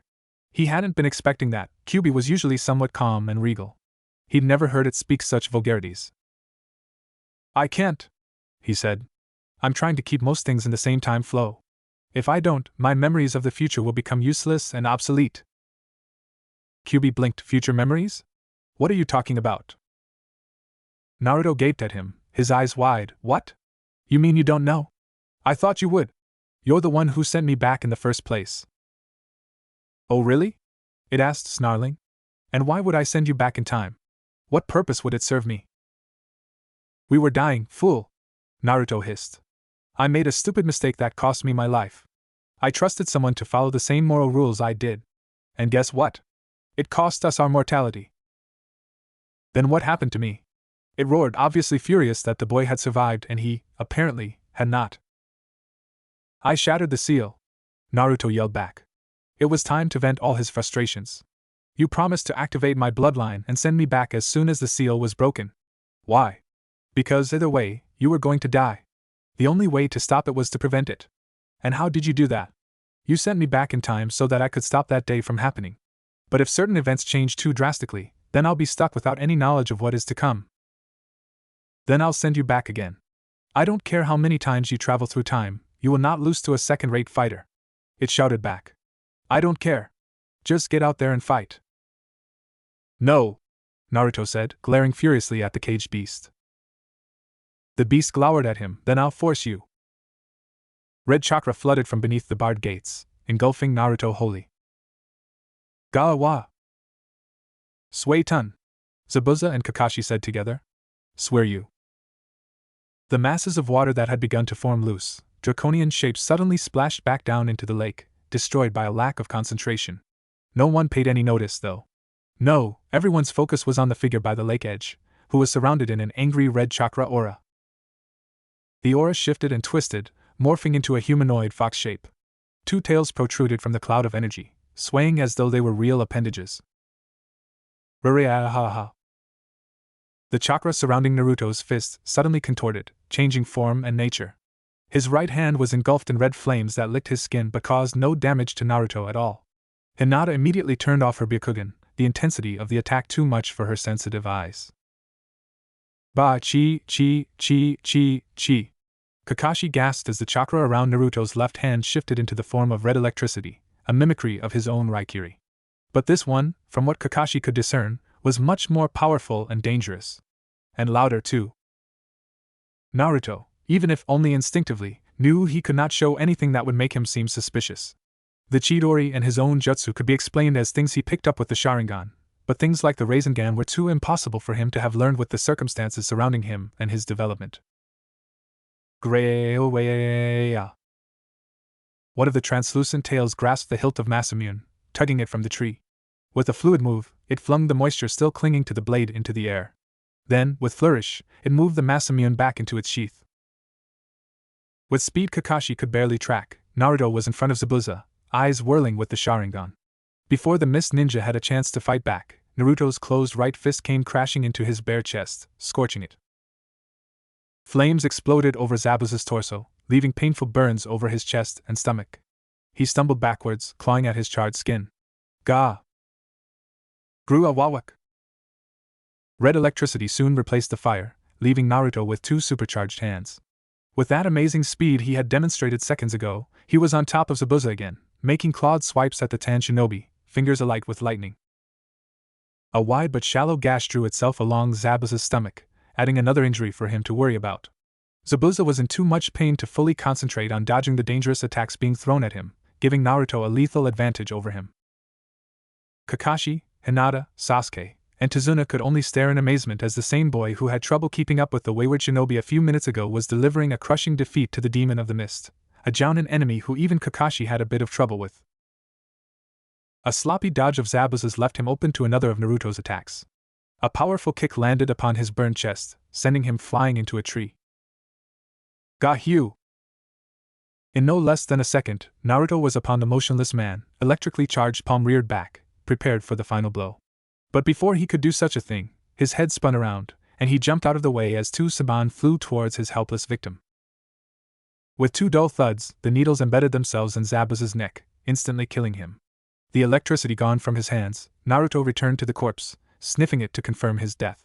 With a growl, Naruto moved away, satisfied that his enemy was no longer among the living. Naruto's ears seemed to twitch as his head whipped around again, this time followed by his body. His whirling gaze latched onto the hunter Nin who had thrown the Saban, wary of this new arrival. Naruto dropped into a defensive stance as the ninja jumped from his position on tree limb, slowly approaching the dead body of Momochi Zabuza. Naruto growled a warning growl, determined to keep this foreign person from touching his prey. The hunter Nin backed up a bit, nervous to be around such an intimidating figure. The growling and demonic chakra were very strong deterrents, coupled with the red Sharingan, long fangs, and thick whiskers, and you had a very scary person. A person that most anyone would want to stay away from. Naruto was unprepared for the quick chop to the back of his neck, which rendered him unconscious faster than Tazuna could track. The blonde fell forward, caught on the stomach by Kakashi, who had delivered the incapacitating strike. The hunter Nin cleared his throat nervously, his voice shaky. Thank you. I've been looking for the opportunity to kill Zabuza-san for quite a while now. He picked up the mist ninja's body, hefting it onto his shoulders. He still seemed shaken. I must dispose of this body now. Goodbye. With a hand seal and a whirlwind, the two of them disappeared, leaving Team 7 and Tazuna standing there, bewildered. Kakashi sighed, pulling his Hitai back down over his Sharingan. It had been a very tiring day for him. As soon as the events had set into their minds, Hinata rushed over to Naruto, checking him for serious injuries and anything abnormal. Sasuke was busy coming to terms with all that had taken place in front of his eyes. The Hyuga heiress let out a relieved sigh when she could find nothing wrong, other than him being unconscious, and draped his left arm over her shoulders, intent on carrying her most precious person for however long she had to. Hinata wrapped her right arm around his back to support his weight, allowing her more mobility as well. In her own eyes, she was finally being useful to her crush. Sasuke tried to remind himself that he was still alive by taking deep breaths. He was rattled by what he had witnessed, and frankly, this new side of Naruto was frightening. He had trouble believing that his best friend could wield so much raw power, and was scared that it would corrupt the blonde. He resolved to ask Naruto what had happened when he felt the time was right. Until then, things would go back to normal for him. Tazuna was awed. There were few better ways to describe exactly how he felt. When he had first set eyes on the small, spiky-haired boy, he had thought this Naruto kid was a pushover. He had feared that the boy would be the weakest link in the Team 7 chain. But after seeing the boy mop the floor with an elite, he knew he was in good hands. So, his heart lighter, he set the pace for the trek to his home. Kakashi could only lament on the events of the day as Tazuna led them to his home. He had picked apart every detail about the fight and had come to the conclusion that the Kyuubi had not been in control of his student. Naruto's movements had been wild and instinctual, his body acting on reflex and impulse alone. The Kyuubi would have done much more damage, and the Kyuubi would certainly have torn Zabuza's corpse to shreds in its bloodlust. Naruto had done no such thing, having backed off as soon as Zabuza was confirmed to be dead. That was another thing on Kakashi's mind. He knew that Zabuza had survived. He didn't do anything because he didn't have enough energy left to tackle a hunter Nin who was half his age and probably twice as strong. Had he had enough information to assume that the hunter Nin was Zabuza's accomplice, he would have let Naruto handle the problem. But until the ninja had left with Zabuza's body intact, Kakashi didn't have enough data to declare the young boy an enemy. Thus, Zabuza and the boy had escaped and fled to fight another day.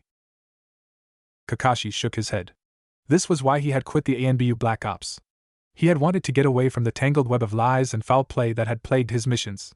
He had wanted to get away from the two-pronged deceit and the vicious half-truths that could cripple entire nations at a time. It was too tiring and pointless. Hayashi sighed as he watched the setting sun from his personal garden. It had been another trying day, and he was glad that he finally had some measure of peace. Being the head of such a prestigious clan wasn't as easy as it looked to be. Hanabi was progressing greatly in the art of Juken, and it seemed likely she would surpass her sister quickly.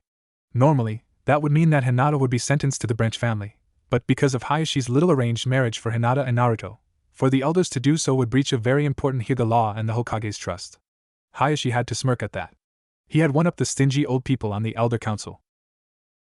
The elders were very angry with Hayashi for betrothing his oldest daughter to the Kyuubi's vessel, but they couldn't do anything about it, since the documents were signed and locked away in the Sandame's office, with duplicate forms in Hayashi's private study.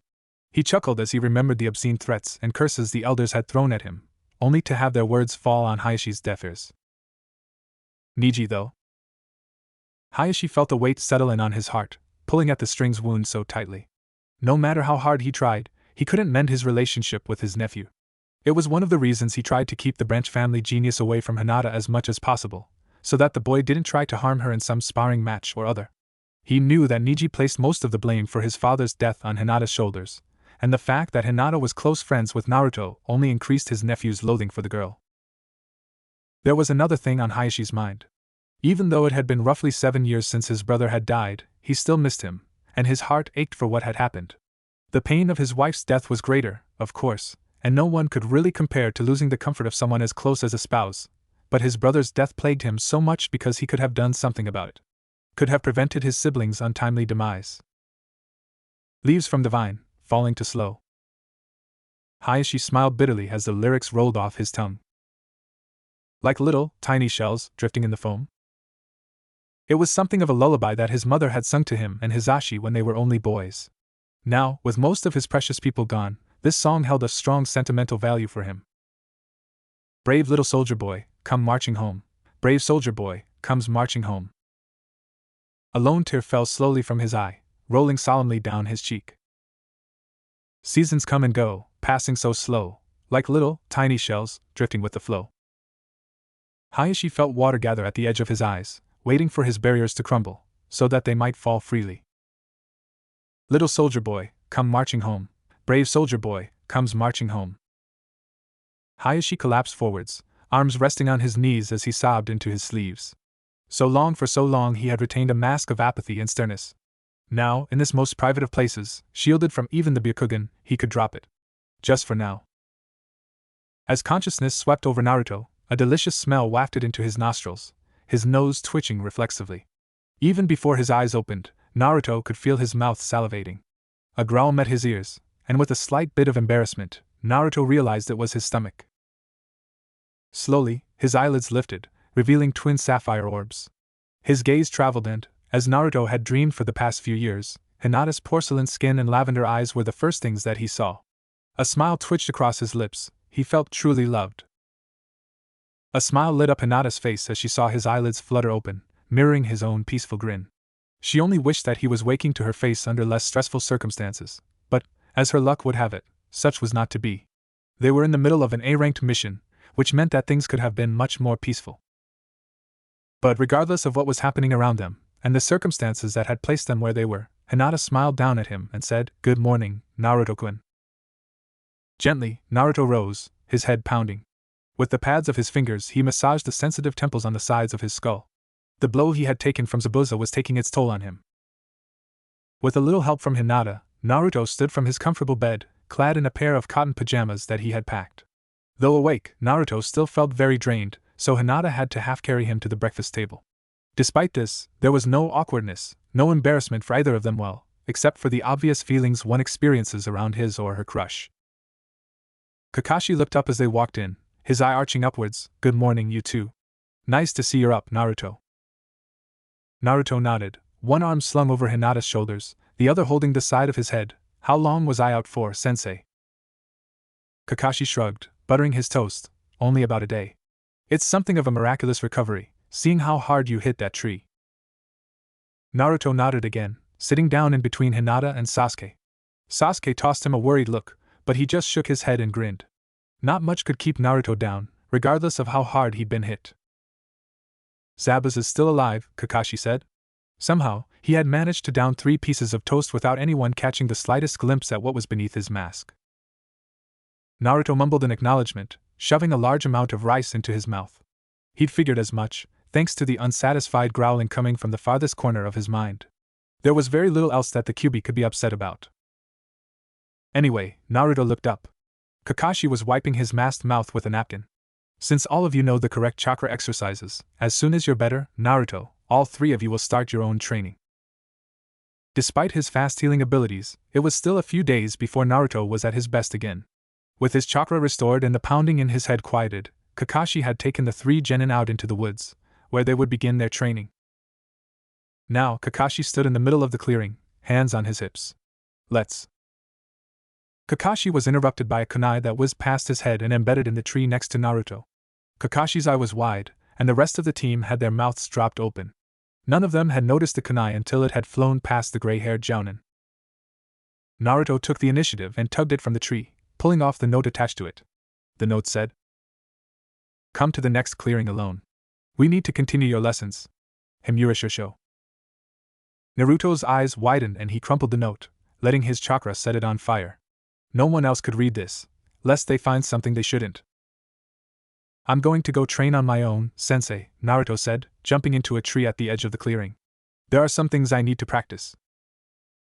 Without another word to anyone on his team, he left them, heading in the direction of where the kunai had come from. Why Himura had followed him on his mission was a mystery, but if his Shirsho was calling, then it would be very near taboo to ignore the man. It took him nearly half an hour to reach his destination, despite running at his full speed. But he knew it would be worth it. Himura was a great teacher, and his lessons had paid off against Zabuza quite well. When he landed in the clearing, Himura's back was to him, a bag hung over his shoulder. As soon as Naruto touched the grass, though, his Shirsho turned around, dropping the bag carelessly. Naruto would usually have had a bit of trouble understanding why, but as soon as the bag hit the ground, he didn't need to ask. Why? Because it left a 1.5-foot deep crater. Naruto began to sweat a little as he realized that whatever was in the bag was probably for him. And if crater was any indication, Naruto gulped nervously, his mouth suddenly dry and his palms soaked. If the crater was any indication. Himura seemed to notice Naruto's discomfort, a smirk creeping onto his lips. Don't worry, Bakadeshi, the weights in that bag are for you, but you won't be training with them on, at least, not for today. Naruto let out a relieved sigh, relaxing a bit. Then what are we doing today, Shirsho? Himura closed his eyes, his hands clasped together behind his back. Today, we will be furthering your ability in the Hiten Mitsurugi style of Kenjutsu. But Naruto sputtered. You just said we wouldn't be training today. And we're not, Himura interrupted. But that doesn't mean you won't be learning. He picked up the bag and tossed it to Naruto, who fell under the unexpected weight. He smirked again as Naruto struggled to lift it. Take off yours and put those on. Naruto obeyed, shrugging off his own weights and pulling out nearly identical bands. The weights Himura had given him were small black bands, no bigger than his forearm. Several different seals were stitched into the fabric, but the thread used to make them was so dark a gray that one would be hard-pressed to notice them. Upon closer inspection, Naruto found something folded into the inside. He pulled it out on each of the 2 forearm weights and realized that the bands were actually cloth samurai bracers, no different than the ones Himura wore. He shot a questioning glance at Himura, who nodded. Naruto apprehensively pulled off the strap-on sleeve and the bandages that covered his arms, slipping the bracers on and looping the small thongs over his middle fingers. They fit perfectly, not too tight, but snug enough that they wouldn't slide up and down as he moved. Himura went through some hand seals, and suddenly, Naruto's face faltered under the new weight. With no small amount of effort, he stood again, straining to keep his balance. Those weights are made heavy by a ninjinjutsu hybrid, Himura explained, his expression unchanging. In order to release this jutsu, you need only use a certain 3-seal combination. Tatsu Uma Tora? To reapply the jutsu, you need only reverse the seal order, and the amount of weight will be determined by the amount of chakra you use. Now, put on the other set. With difficulty, Naruto picked up the second set, and almost fell down again as he realized that the second set weighed as much as the first set. Still, Naruto wasn't one to give up, and after about 10 minutes, had managed to strap the other set of weights, which were simple bands, onto his shins. Panting, he looked back at his Shirsho. So, will these affect the ground I walk on and inanimate objects? Himura shook his head. As long as they remain on your body, they'll only affect yourself and other people. If you take them off and let them drop to the ground, then they'll affect your surroundings. Himura sat down on the grass, his legs crossed Indian style. Next, meditation. Anyone within 500 yards of that clearing could hear a loud, "What?" Naruto walked sluggishly into Tazuna's house, his feet dragging and his arms drooping. All eyes turned to him, and he gave them a weak grin before he fell flat on his face, too tired to do more than groan. Hinata was at his side in an instant, trying to lift him from the floor. She found it quite difficult. The extra weight that clung to his arms and legs made him too heavy to carry, and, even with Sasuke helping her, she was very unsuccessful. With his students unable to pull Naruto from his bed on the wooden floor, Kakashi stepped forward, making a show of pretending to lift his sleeves. With a low grunt, he hefted Naruto into his arms, carrying him to bed. There was one night that Naruto would never forget, whether it was the original or this new version, which was influenced by his different experiences. He had been slightly surprised that he had been around for it, but some higher power seemed to want him to do certain things. And this particular night appeared to be one of those things. It was quiet that night. It was that kind of quiet that sneaks up on you before you realize it's there. It was that kind of quiet that makes just want to scream and pull your hair out. It was that kind of quiet that just presses down on you, trying to crush your skull and shatter your ribs. Sasuke was inhaling his food, desperately seeking energy for the next day's training. Despite his new light-hearted, carefree personality, he still sought revenge against his brother, Itachi. And to take his revenge, he would need strength and skill. The only way to achieve those was to train, so that's what he did. Kakashi was eating at a slower pace, unconcerned with replenishing lost energy. Several condiment bottles and other objects were set up around him, hiding his face from view. He needn't regain his strength, since the only one of his genin that could tire him out would be Naruto, the stamina freak. And Naruto trained by himself. Hinata ate at a subdued pace, shooting worried and admiring glances at the blonde sitting to her left. She was worried about him. She knew he wore weights all the time, she did too, thought they were nowhere near as heavy. But Hinata knew that before they left Konoha, Naruto's weights weren't anywhere as heavy as they were when she tried to pick him up that first day after training. If something was wrong. Naruto's hand rose up shakily, bringing his chopsticks to his lips. His muscles were so sore. Every day, once he got used to the current weight resting on his limbs, Himurishosho would increase it quite a bit. Naruto would admit that learning these new techniques was awesome, but the price he paid to learn them was pretty high. Naruto's gaze traveled around the table, and he noticed, for the first time ever, that most of the food they were eating could be bought on a child's allowance. His brow furrowed, his lips forming a thin line. Tazuna-san, are things really so bad? The bridge builder stared at Naruto, sorrow written on his features. Yeah. The old man sighed, for once looking his age, things weren't always so bad. Inari wasn't always so reclusive and cold. Everything was peaceful and pleasant. His fist clenched, then he came along and ruined it all. If he hadn't set his frigid sights on our little country, things would be great. But he had to ruin it all. He took our money. He took our freedom. He took Inari's father from us. The entire Tazuna family froze at his last words, each for their own reason. The old man himself froze because he just realized what he had said. Tsunami froze because she was concerned over Inari. Inari himself froze because the words of his grandfather had caused a pang of anguish and fury to cut through his heart. The dishes at the table clanged lightly as the young boy slammed his chopsticks down in front of him, his eyes invisible behind his hat. He stood abruptly, his head down and his arms tense at his sides. Without uttering a single word, he turned on his heel and ran from the room, leaving the rest of the people there to look at his retreating back. Kakashi, with his mask on, turned to Tazuna. Tazuna-san, what happened? Tazuna turned away, a grim, sad look on his face. It's best you don't know. Suffice to say that Gata killed the courage and bravery of this village. And in the same day with the same person, Inari lost the most important thing in his life. Naruto laughed mirthlessly. At least Inari had a father. Mine died before I could know him. Seeing his distress, Hinata reached out and squeezed his hand reassuringly.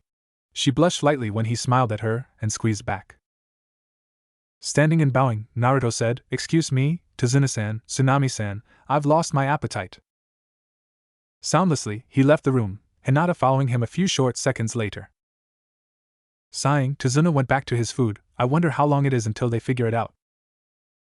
Chuckling good-naturedly, Kakashi said, "It all depends. When will Naruto figure out that Hinata likes him and he likes her back? It might take a while." Day after day, for nearly 2 whole weeks, Naruto showed up looking in similar shape, sometimes with cuts and other times with bruises. Sometimes, he was in good enough shape to eat with everyone else, but more often than not, he would show up at Tazuna's door tired and aching. Eventually, the day came when Naruto could not wake up with his team. Kakashi, with Tazuna, Hinata, and Sasuke in tow, left for the bridge, leaving Naruto behind with Tsunami and Inari. Barely 10 minutes later, as the group of 4 came upon the bridge, a gruesome sight met their eyes. Bodies littered the bridge, bleeding and broken. Machinery was bent and twisted unnaturally, hinting at something more than human being the cause. It was the site of a massacre. Splotches and puddles of blood followed the motionless corpses, staining the smooth concrete and dark wood red. Appendages were protruding at odd angles, obviously broken and smashed. Only a monster would be capable of such a thing. What the hell? A thick artificial mist rolled in, even as the words rolled off of Tazuna's tongue. Soon, most of the carnage was obscured. Heh heh heh, a dark voice chuckled, echoing from within the fog. Long time no see, Kakashi. I see you still have those brats with you. But it seems the blonde one ran away.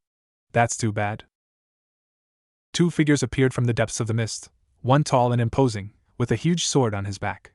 The other small and compact, a mask hiding his or her features from the world. After all, Zabuza said, smirking behind his bandages, I had a score to settle with him. Naruto awoke to the sound of a crash, jolting from his bed.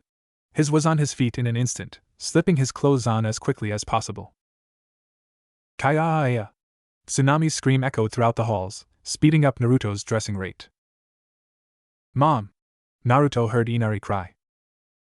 With fervor and amazing agility, Naruto tore Masamune from its sheath and nearly busted the door off its hinges as he left the room. He seemed to fly down the stairs towards the source of trouble. When Naruto landed in the hallway, he could distinctly hear the two samurai conversing about how many hostages they needed. One of them, the freaky-looking one with the eye patch, grinned as his partner confirmed that they could kill the little boy. In the blink of an eye, Naruto was upon them, his sword carving into the freaky one's flesh. A diagonal wound opened up, starting at the freaky one's, Waraji, right shoulder and ending at his left hip. It wasn't too deep, but it definitely hurt like hell.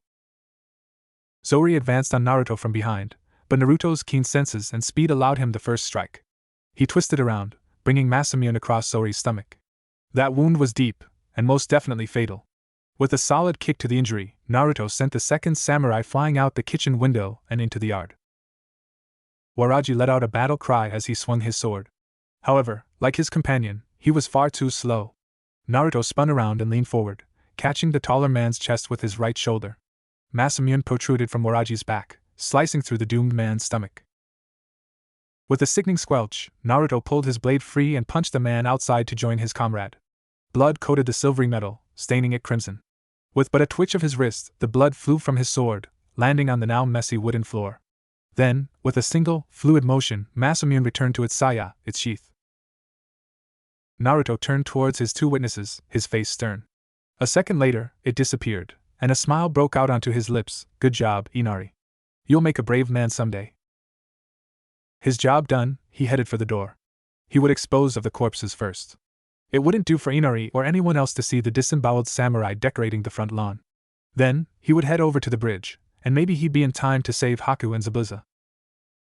Naruto Nizan, Inari moved forward shakily. Where are you going? Naruto ruffled Inari's hair the way an older brother or father would. If you guys were attacked, then the bridge will be, too. My friends will need my help. Inari nodded. He understood. He could understand now why this boy was smiling all the time. He could understand why this blonde kid was so confident. And now that he understood, he was happy. Take care of your mom. With a grin, Naruto disappeared in a flash of black. A series of thuds echoed in Sasuke's ears as Saban rained down on him. Even with his Sharingan, all he could do was dodge, and he found it very frustrating. He was an Uchiha, damn it, he shouldn't be having this much trouble. A sharp whistle fell into his ears and he jumped out of the way again, managing to miss getting hit by the barrage from behind. Sasuke growled uncharacteristically, bastard. I don't want to kill you, the masked boy's toneless voice echoed hauntingly. Just give up. Damn you! Sasuke snarled angrily. Go to hell. Do Ryo-san! A familiar voice cried. A few of the mirrors shattered as debris from the bridge smashed into them. A grin lit up Sasuke's face as he caught sight of his savior, and he couldn't help the barb that slipped past his lips. You're late. Naruto grinned back, the tip of Masamune's blade hovering an inch above a crater in the concrete. His eyes were simple azure, and his clothes were definitely in better shape than Sasuke's. Sasuke's eyes flashed back to his enemy, each crimson orb whirling with two comma patterns. Just because Naruto had arrived didn't mean the masked boy wouldn't capitalize on the distraction it provided. Naruto dove forward at the mirror prison reformed, landing next to Sasuke. Masamune found its sheath once again, nestled in the delicate wood.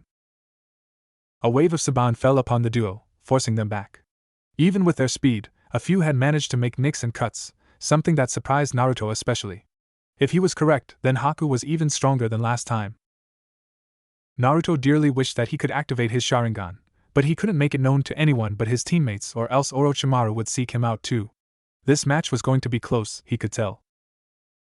His eyes flicked over to Sasuke, who was making hand seals. Naruto flung his hand out to stop the boy. Wait, Sasuke. That level of Katon won't work on these mirrors. Taking his advice, Sasuke halted his seals, moving into another ready stance. Things were not looking too well for the Uchiha cousins, but everything would work out. Naruto just knew it.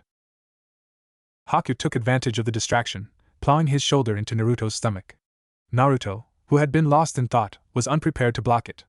The wind was knocked from his body, and he went flying backwards, landing somewhere near the edge of the ice mirrors. Sorry, Zabuza, Kakashi said, pulling his Hitaide up, exposing his Sharingan, but I have to end this now. The ex-Miss Nin chuckled, Sharingan? Is that all you can do, monkey boy? Zabuza chuckled darkly, hee hee, a shinobi's supreme technique is not something that should be showed to the opponent over and over. Kakashi interrupted him, you should feel honored. You're the only person to see it twice. And there definitely won't be a third time. Zabuza wasn't fazed, heh. Even if you beat me, you'll never beat Haku. He's even stronger than I am. Kakashi snorted, there's nothing as boring as a man's bragging. I've figured out the trivial system of that Ninpu, Kirigakure no Jutsu. Sasuke's eyes moved towards his cousin, worry in his gaze. Haku saw this, and took advantage of it. While Naruto was down, he dashed towards the boy, and just as he planned, Sasuke rushed to intercept his attack. Naruto's eyes flew open as a loud crack rent the air. He looked around to find Haku on the ground, with Sasuke barely a few feet in front of the blonde, standing over him protectively. He was wheezing, and had quite a bit of trouble standing. Naruto caught Sasuke as he fell backwards spent. And my cousin, Sasuke's voice was hoarse and scratchy. My best friend. My brother. Don't die, Naruto. Or I'll kill you. Naruto slowly set Sasuke down, careful not to add to the damage already in place. He knew Sasuke would be fine, he knew it wouldn't be fatal, just as he knew that he'd find some way to win this battle against this stronger Haku. Haku rushed towards the blonde, catching him off guard. This is the end. Naruto-kun! A sound met Naruto's ears. A sound Naruto never wanted to hear. A sound that tore Naruto apart. A sound that could send Naruto on a killing spree that even Gaara would be jealous of. A wet squelch sounded as Haku's weapon dragged itself across Hinata's neck, severing a very vital artery. Even as 1,000 possible ways to repair the damage crossed his mind, Naruto knew it would never work. For the first time in this second chance of his, Naruto felt his heart stop. In an instant, he was by her side, forgetting the opening in Haku's defense, as the masked boy tried to stand again. To many, Naruto seemed to have used some sort of teleportation. 1 second, he was next to Sasuke, the next, he was by Hinata's side. Before she even hit the ground, Naruto had caught her, trying desperately to stem the bleeding. When he realized that he was unsuccessful, he let the tears come, burying his head in the crook of her neck, where the wound was. Sure, he heard her whisper in his ear. I have something to tell you, Naruto-kun. Anything, he mumbled into her clothes, his salty tears dripping into the wound and mixing with her blood. Aishidaru, Naruto-kun. Naruto's eyes snapped open and his breath caught in his throat, her words reverberating in his ears. He felt joy and despair mingle in his system, but he was so caught up in the whirlwind of emotions that he didn't hear the hiss of her wound closing and disappearing. He stood as her breathing slowed, not wanting to have to bear hearing it stop. Rage and hatred soon filled his being, calling for Haku's blood in return for Hinata's. He couldn't find it in himself to care about setting the future right anymore. For him, there was no future without Hinata. His pulse drummed in his ears as his anger grew, threatening to consume his entire being. I can help you take revenge, a deep voice whispered seductively in his ear. Just do what I say. Against his better judgment, Naruto found himself making the hand seals the voice had told him to do. He couldn't bring himself to care about it anymore. The only thing that mattered was taking his revenge, and that's what he was going to do. Ninpu! His voice roared, penetrating even the thickness of the mist. Kuchios no Gongen. There was silence for a few seconds, then the world disappeared around Naruto, leaving him standing in a black emptiness. The dark expanse seemed to stretch on forever, nothing but emptiness surrounding him. He didn't know where he was, but he sensed a power somewhere deep within this antimatter space. He wanted that power. He wanted his revenge, and this strange power would let him have it in the sweetest way possible. The entity of power seemed to hover, as if looking for him, and he suddenly understood what was needed. He pulled the chakra from his body, both his own and the Kyuubi's, and shoved it forward, creating a beacon for this entity to find him with. 3 red orbs suddenly appeared from the darkness, glowing as they stared at him. They were in a triangle formation, and seemed to see right into his soul. I have found you! A deep voice echoed, originating from the orbs. The world, which seemed to have stopped as soon as the words left Naruto's mouth, lurched into motion again as red and blue chakra shot upwards from Naruto's body, creating a giant pillar of light. Everyone shielded his or her eyes. Guru! A low growl fell across the bridge. Kakashi gasped as he gazed at the leviathan that towered over the wood and concrete. There was only one word to describe the thing that Naruto had summoned. Amazing. It stood tall, 3 red orbs for eyes set in a triangular pattern that stared down at Haku. A thin, crescent moon-shaped object was attached to its forehead, the ends of it stopping above where a normal person's ears would be. Its head was round, bereft of everything but the object on its forehead and the 3 crimson orbs. Its shoulders were concealed by 2 pieces of skin, or whatever it was that covered the beast. Beneath these pieces of skin were some solid objects, which were actually yellow horns that protruded from the beast's back. Its arms, though long and lanky compared to its body, were scrunched up and, like most of its body, pitch black. Its fingers were pointed, like claws. Its legs weren't fully extended, and were probably incapable of doing so. Spikes protruded upwards from its knees, as if protecting the beast's thin torso. It had no feet, and its shins were scrunched much like the arms, ending in points. To top off its frightening look, a sort of cape made of red chakra fell down from its waist and covered the backs and sides of its legs. Grua-wa-wa-wa. It threw its upper body back, as if stretching after a long nap. Even as heavy as it had to be, it still floated above the water of the river/ocean that ran beneath the bridge. Haku trembled as it leveled its red gaze at him, leering as best it could without a mouth, nose, eyebrows, or the ability to change its facial expression. Guh. Kakashi was frightened and surprised. This creature was clearly larger than Gamabunta. Hell, Kakashi was willing to wager it was bigger than the Kyuubi, and much more frightening as well. What had been most scary about the demon fox were its size, power, and killing intent. But this creature was topping the demon in all 3. What the hell? Zabuza shouted. Tazuna fell backwards, onto his rear. This thing was scaring him beyond what he believed possible. His mind was screaming at him to run, but his body just wouldn't respond. It was like a train wreck. You wanted to look away, but you couldn't, for some reason. The beast seemed ignorant of everyone but Haku, and slowly lowered its hand, grabbing the boy. Haku struggled against its iron grip, but to no avail. His fate was in the hands of this beast, and things didn't look too great for him. He waited anxiously for the creature to tighten its grip and crush him. But it never came.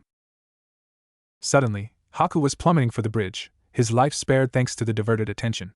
With a quick flip and a little chakra, Haku landed safely on the bridge, turning his eyes towards the beast's target. His eyes widened. Replacing him in the creature's hand was Gatu, his arm broken and his voice screaming desperately. The rogues who had been with Gatu were throwing spears and other weapons at it in an attempt to free their employer, but they were unsuccessful. Nothing pierced the beast's rock-hard hide. There was a sickening crunch, and Gatu's cries suddenly ceased, his body limp. Silence settled over the bridge, the reality of the event much too surreal for most. It was only interrupted as Gatu's body fell into the water with a resounding splash. With a blinding flash of light, the creature disappeared, leaving Naruto lying prone where he had first summoned the beast. His chakra was spent, and he was too exhausted to stay awake, let alone move. He fell into sleep hoping that he would rejoin his dead love, Hinata. Kakashi pulled his Hittite down, glancing over to Zabuza, who looked somewhere between happy and disappointed. Disappointed, because he wouldn't be getting paid, and happy, because the slime ball known as Gatu was dead. Do you want to finish them? Kakashi asked, gesturing towards the remaining enemies. Or would you mind sharing? I've got some frustration to vent. You're too confident, Zabuza chuckled. You know just as well as I that we don't have the chakra to take all of them on. Hey, one of the rogues shouted. You killed our meal ticket. So now it's your fault we have to pillage the little town at the end of this bridge. Kakashi and Zabuza moved into battle stances as the group began to stalk forward, towards the tiny village in Wave Country. With their superior numbers, it looked like Gata's thugs would manage to overcome the ninja and make good on their threat. An arrow suddenly landed a few feet in front of the lead rogue, and every conscious person turned their eyes towards the beginning of the bridge, where it had come from. There, clad in makeshift armor and carrying all sorts of kitchen and farm utensils, such as pitchforks and shovels, were the townspeople, glaring menacingly at Gata's hired muscle. The rogues took one more look at the odds, then turned tail and ran back to the boats they had come in. Taking on a few ninja wouldn't be too hard. They'd lose a lot of good men, but they'd have won in the end. But when you add in the people of the town, there was no way that they'd make it out alive. When Naruto woke up, he was glad to find Hinata hovering over him, worried about his well-being. After all that had happened, he had thought her to be dead, and that had scared him more than any enemy ever could. He didn't want to think about life without Hinata. Neither Naruto nor Hinata mentioned the words spoken on the bridge. It wasn't for lack of trying, They just never had the privacy to do so. Tsunami and Inari were always checking up on them to make sure they were okay and that their injuries were healing properly. Naruto was relieved to find out that, not only were Haku and Zabuza alive, but they would be joining Konoha. They were going home with Team 7, and they were going to become Leaf Nin. They were tired of life on the run. 2 weeks later. It's all thanks to you that we've completed the bridge, Tazuna told Team 7, ruffling Inari's hair affectionately. Thank you for your hospitality, Tazuna-san. My team and I hope to see you at the Chunin exams. I'll make sure have an escort sent out for you, Kakashi said, smiling through his mask. With a single, backward glance, Team 7 and their new companions turned around and left Wave Country, heading home to Konoha. They had gained many new friends on this journey, and they would gain many more.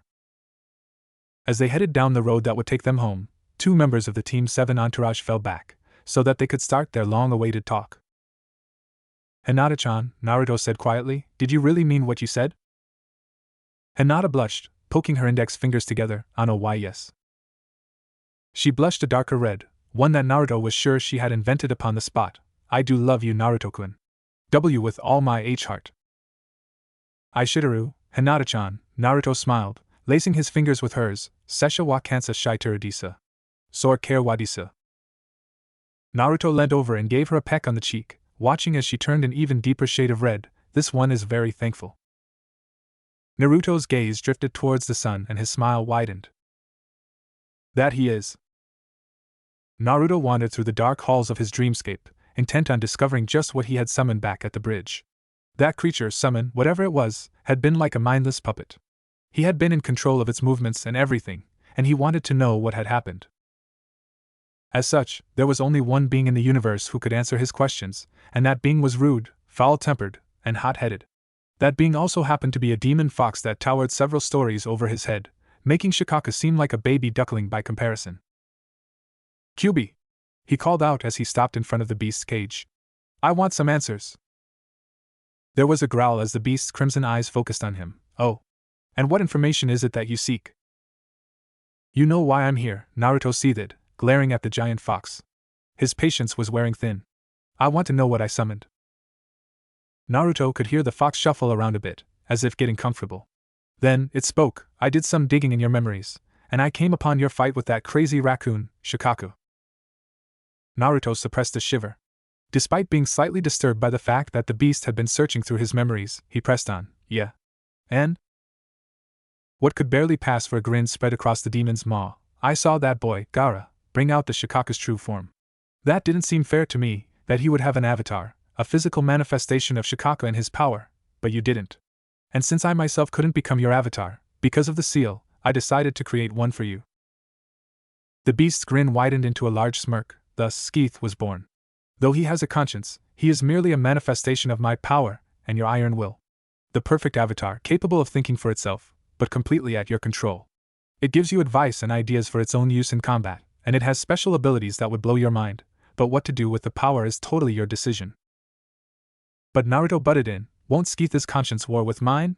Since he has infinite energy, he would win eventually, right? The beast chuckled, the only time Skeeth takes over is when you are unable to think and fight coherently. Otherwise, he is completely at your beck and call.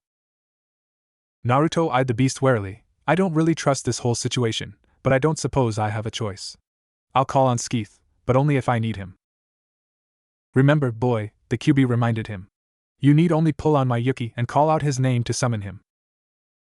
Without so much as a backward glance, Naruto disappeared. He was done with the beast for the moment, so he had no reason to stay. Stupid brat, the Kyubi growled, tolerance wearing down. That's what I get for saving his vixen. A few days later, Naruto and Hinata walked down a narrow path, enclosed by a fence on either side. It was sunny, and the two of them were headed for a lunch date at Ichiraku's ramen stand. A smile stretched across their faces. It was a Kodak moment, the perfect scene. But even the perfect scene has interruptions. Naruto's nose twitched as he caught a familiar scent, one that he just recently started to associate with his littlest pain in the neck. With a barely perceptible jerk, he motioned at the rectangular box following them. Hinata seemed to understand, winking at him, like they were sharing some secret. She giggled lightly. As they walked by a tree, Naruto reached out and plucked 2 apples from its branches. He had plans for these 2 objects. They were just the right size for what he was going to use them for, and, As he handed one to Hinata, he whispered his idea into her ear. Their stalkers had no chance. She giggled again and took a bite, chewing on it with a smile decorating her lips. Naruto grinned and took a large bite of his apple, swallowing it in one big gulp. He laughed, showing off bits of apple stuck between his teeth. Hinata was sent into a giggling fit, unable to stop herself from finding the picture amusing. It was still a few minutes before she told him what she had found so funny. Their apples were quickly stripped of all the good portions, nothing left but the cores and seeds. With a bit of planned carelessness, the apple cores were tossed aside, landing soundly on the square rock with a soft thud. Hinata giggled as a few yelps escaped their target. Naruto chuckled and twisted around, putting his hands on his hips. You can come out now, Konohamaru. There was a small explosion, forcing the box upwards. The plume of smoke that was left over quickly dissipated, revealing 3 miniature forms wearing black goggles. One, Naruto recognized as Konohamaru, the Sandame's Academy student grandson, and the other 2 could only be his friends, Moegi and Udan. Konohamaru really hadn't changed since the first time Naruto had ever met him. He was still a little boy seeking attention that he himself had earned, and had stumbled upon Naruto, who, in his original life, had been doing much the same thing. He was still less than half Naruto's size, and still looked up to the blonde. He still had that childish seriousness that made Hinata giggle every time she saw him. And he still wore goggles identical to the ones Naruto had worn in his past. But there was one change in the third Hokage's grandson, and it was a change Naruto absolutely loathed. The boy visited him almost every day, begging him to play ninja, Nizan. Somehow, Naruto found he couldn't resist the kid's puppy eyes. It was almost like the perfect technique. Anyone with a soul would give in. Naruto had to wonder if Sandane went through something similar, and laughed as he imagined the old man frowning as he gave in to whatever bizarre request his grandson had made. After coughing the fumes from his lungs, Konohamaru straightened, pointing at Naruto. You promised to play ninja with us today, Nizan. Naruto rubbed his chin, then a small smirk crept across his face.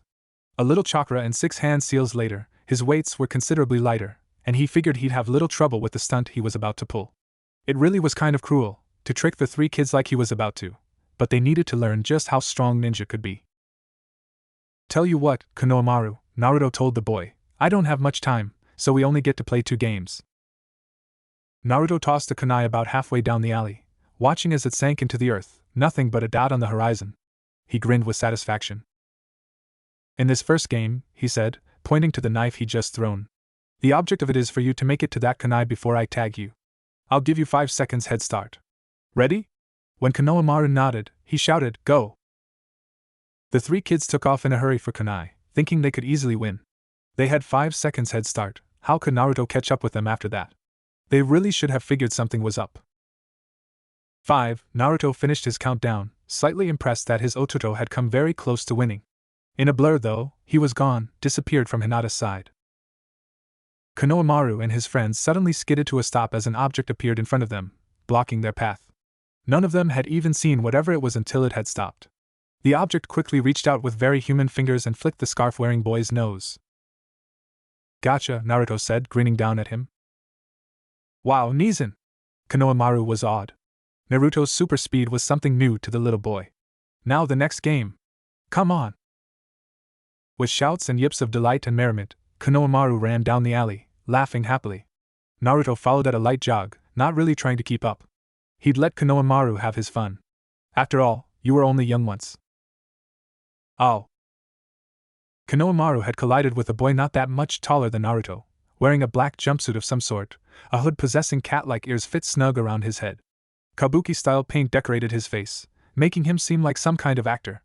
A bandaged bulge was slung over his shoulder, a mop of brown hair sticking out of it. Naruto recognized him as Kankuro, Gaara's older brother, and a master of puppetry. That hurt. Kankuro lifted Konohamaru up by his scarf, holding the small boy eye level. He scowled, growling angrily at the Sandame's grandson. Don't, a blonde girl, who Naruto's memories identified as Temari, warned her brother. She wore the standard fishnet bodysuit and some type of lavender-colored robe. It could have been much more conservative, that much the blonde leaf Nin was sure of. We'll get in trouble later. Let the boy go. Naruto's hand immediately flew towards Masamune hilt, only to find nothing but thin air. Naruto cursed under his breath, he'd forgotten that he'd left it at home. What lousy timing his forgetfulness had. Let's play a little before the boss comes, Kankuro laughed, a malicious grin on his face. He'd longed to do this, and would gladly switch Konohamaru for Gaara if he thought he could survive it. Gaara would kill him before he got one shot in. Kankuro smirked, one of his knuckles cracking as he clenched his left fist. Basically, I hate midgets. Especially the younger ones that are rude makes me want to kill them. Naruto's chakra flared, his desire for Masamune intensifying. He knew the perfect way to embarrass Kankuro, but he needed his katana, scratch that, a katana, to make it work. Without a sword, his kenjutsu skill was worthless. A feeling suddenly made itself known in his right hand, and with his Sharingan, he peered down at it. Invisible chakra was gathering in his palm, roughly shaped like a katana, but his Sharingan saw it clearly. Glancing back up at Kankuro, he wondered if he was right and his idea would work. Use it, Skeetha's voice whispered, and Naruto had to hide a grin. He knew exactly what was going on now, and he wasn't going to waste this new opportunity. Kankuro pulled his hand back, smirking, well, after this one, I'll take care of those other midgets.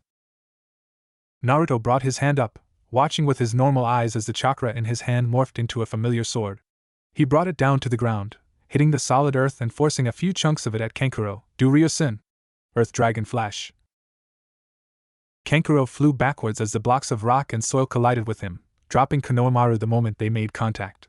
He rocketed past Temari, landing a few yards behind her, moaning as he tried to stand. He found it quite difficult. Konohamaru stood up and rushed behind Naruto, hiding behind the blonde's leg. He was shivering. Naruto clenched his hand, and with a flare of chakra, the sword disappeared again, back to Naruto's apartment. He'd figure out the dynamics of what had gone on later. Naruto leveled a glare at Kankuro. See, that's all you older people do is underestimate me. It's not a very wise practice, especially where I'm concerned. Naruto allowed a bit of yuki to travel to his eyes, grinning slightly when Temari flinched. It might cost you more than you're willing to pay. A large amount of controlled killing intent flared up and Naruto tensed, sensing a very familiar presence amongst the muffled bloodlust. He knew who it was, would recognize that feeling anywhere. It had scared him out of his brains in the Chunin exams, but it held nothing over him after he had felt Orochimaru's desire for his blood. Naruto turned around, catching sight of the redhead Gaara, who stood upside down on the tree behind him. Shikaku's vessel, though he looked at his siblings, was concentrated on the blonde that had trounced the puppet user. Naruto felt his lips twitch. He'd been expecting the gourd-carrying boy, though the killing intent was revealed a little early. Kankuro, Gaara, though his attention seemed to be totally centered on his brother, was definitely focused on Naruto. You're an embarrassment to our village. Kankuro shivered, pleading with his demonic sibling to understand. Listen, Gaara, they started it. Shut up, Gaara growled, his lenient patience gone. Or I'll kill you. Kankuro seemed to shrink in upon himself. Okay, Gaara. I am sorry. The redhead turned his icy teal gaze towards Naruto. Sorry to you guys. In a whirl of sand, he was gone from the tree, reappearing on the ground in front of Temari and Kankuro. It looks like we got here early. The Chunin exams haven't started yet. So, Naruto interrupted the conversation, or monologue, depending on how you looked at it. Are you guys here for the Chunin exams? Gaara nodded, arms crossed in front of his chest. Yes. Uzumaki Naruto, Naruto said, introducing himself. He would take the initiative this time. There was no Sasuke around to break the ice. Sabaku no Gaara, Gaara replied, strangely courteous. I want to fight you, Uzumaki-san. So do I, Naruto told him, then he grinned, especially if Shikaku-kun comes out to play. Skeeth would have a lot of fun. Naruto noticed a red tint to the whites of Gaara's eyes as the sand trio left, no doubt to prevent an incident. He squeezed Hinata's hand reassuringly, smiling as they continued their trip to Ichiraku's. What he'd done probably wasn't very smart, but he'd done stupider things. It didn't take them long to reach the ramen stand, and Naruto had to grin as he caught sight of familiar black hair and a familiar style sitting in one of the stools. He'd almost wondered if he'd go without seeing his only cousin for the whole day. Hey, Sasuke! Hinata and Naruto sat down and ordered as Sasuke quickly ate his ramen, though it was nowhere near as fast as Naruto when he was hungry. It seemed that, despite living with the blonde for nearly 6 years, Sasuke still retained some of his Uchiha manners.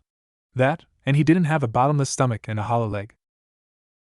I'll have a chicken ramen, Naruto told the old man, slapping down some money. Ano, I'll have the same, Hinata said, seated comfortably next to Naruto. Sitting there, joking with Sasuke and romancing with Hinata, Naruto came to a realization. He liked this second chance of his, no matter how strange it was. Things were different, for the better. Hinata was confident in herself and now his girlfriend. She was stronger, and he doubted she'd lose to Niji again.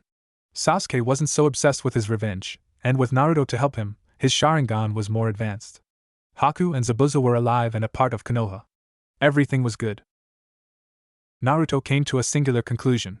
He liked things how they were now, and he wouldn't change it a bit. They had been waiting for nearly 3 hours now. Sasuke, Naruto, and Hinata were leaning against the railing of the bridge that they usually met at. Every day, they got up at 8 in the morning to train with their sensei, and every morning it was the same thing. They'd get there, wait a few hours, usually 3 or 4, then Kakashi would show up and tell them what choir or menial task they'd be doing for the day. It was almost a routine for him to be so late and then pop some stupid mission up on them. And it was always boring, no matter what anyone said. They'd been waiting particularly long that day. All of them had gotten up early because Kakashi had said there was something important he had to tell them about. Hell, Naruto even got a new alarm clock to make sure he was at least on time, since he figured he might know what it was Kakashi was going to say. They'd all expected the copy ninja, Hatake Kakashi, to be on time to an important meeting. After about a year of training with Kakashi, both in his original life and in his second chance, Naruto really should have had something figured out by then. Kakashi was always late. No exceptions. Naruto sighed, rubbing the pad of his thumb over the back of Hinata's forearm. She was leaning up against him, sleeping soundly on top of his chest, his arms holding her still so she wouldn't fall. He'd seen her eyes drooping about an hour ago and offered himself to be her pillow. Besides, he liked the feeling of warmth that being close to her brought him. Naruto glared as a poof of smoke announced Kakashi's arrival on top of the arch standing over the bridge. With a scowl, he hissed, "You're late." Nudging Hinata awake, Naruto's angry gaze never left Kakashi, pinning him down with a cold stare. As Hinata's eyes cracked open, Kakashi seemed oblivious of the blonde's ire, even going so far as to casually flip the page in his book. "Well," Kakashi drawled, eyes never leaving his page, "it seems I've found you all in a good mood." Sasuke held back a snarl. "I've got some good news," the gray-haired Jounin continued on, ignoring the fierce glares he was on the receiving end of. "I've nominated you 3 for the Chunin exams. It's up to you if you want to go." He produced 3 tickets, handing 1 each to his students. "That's all for today. Hand them in at room 301 in the academy tomorrow. Ja any." In a plume of smoke, he disappeared again. Hinata walked into her clan's infamous mansion, kicking her sandals off at the door. Absent-mindedly, she followed the maze of halls towards her room, having plenty of practice in such a thing. She'd done so every day for nearly 6 years, and there weren't any new additions to the Hyuga compound that would confuse her. Hinata paused in front of her father's office, reflexively looking towards the source. Her father gestured for her to come in, sitting at his desk in his personal study with the door slightly ajar. "We have something to talk about. Something important." Her instincts screaming at her to run, Hinata walked delicately into the sunlit room, tense and ready to flee. Quietly, she closed the door behind her at her father's soft command, sitting down. Despite knowing that he wouldn't hurt her or yell at her, her knuckles were white as she gripped the hazel wooden arms of her chair nervously. "I am well aware," Hayashi started, his eyes closed and his hands folded in front of his mouth, "that you want to become a medic nin, and that you have no desire to be the heir. As you are aware, refusing to be the heir means you would be put into the branch family." Hinata felt dread slid down her throat like ice, landing roughly in her stomach. She felt she knew where this conversation was going, and she didn't like the idea of the choices being presented to her. However, Hayashi continued, his eyes focused on his daughter, "I have done something to prevent this problem. And if my calculations are right, and I know you as well as I tend to think I do, you will find my solution most satisfactory." Hinata bit her lip, thousands of possibilities running through her mind in just a span of a few seconds. Her grip on the chair's arms tightened, and her knuckles were white as bone. There were very few solutions to the issue that her father had informed her she faced. Most of those solutions weren't very satisfactory, at least, in her opinion. "Why yes, father?" Hinata asked meekly. As much as she dreaded the answer, she needed to know what to expect. "There are very few things I could accomplish in regards to this situation without the elders trying to interfere," her father told her. "Setting up a marriage for you is the most favorable answer, and, as such, that is exactly what I did." With who? Despite the depression and sadness building in her bones, Hinata still wanted to know what clan prodigy she would be stuck with. It wouldn't be the same as marrying Naruto, but...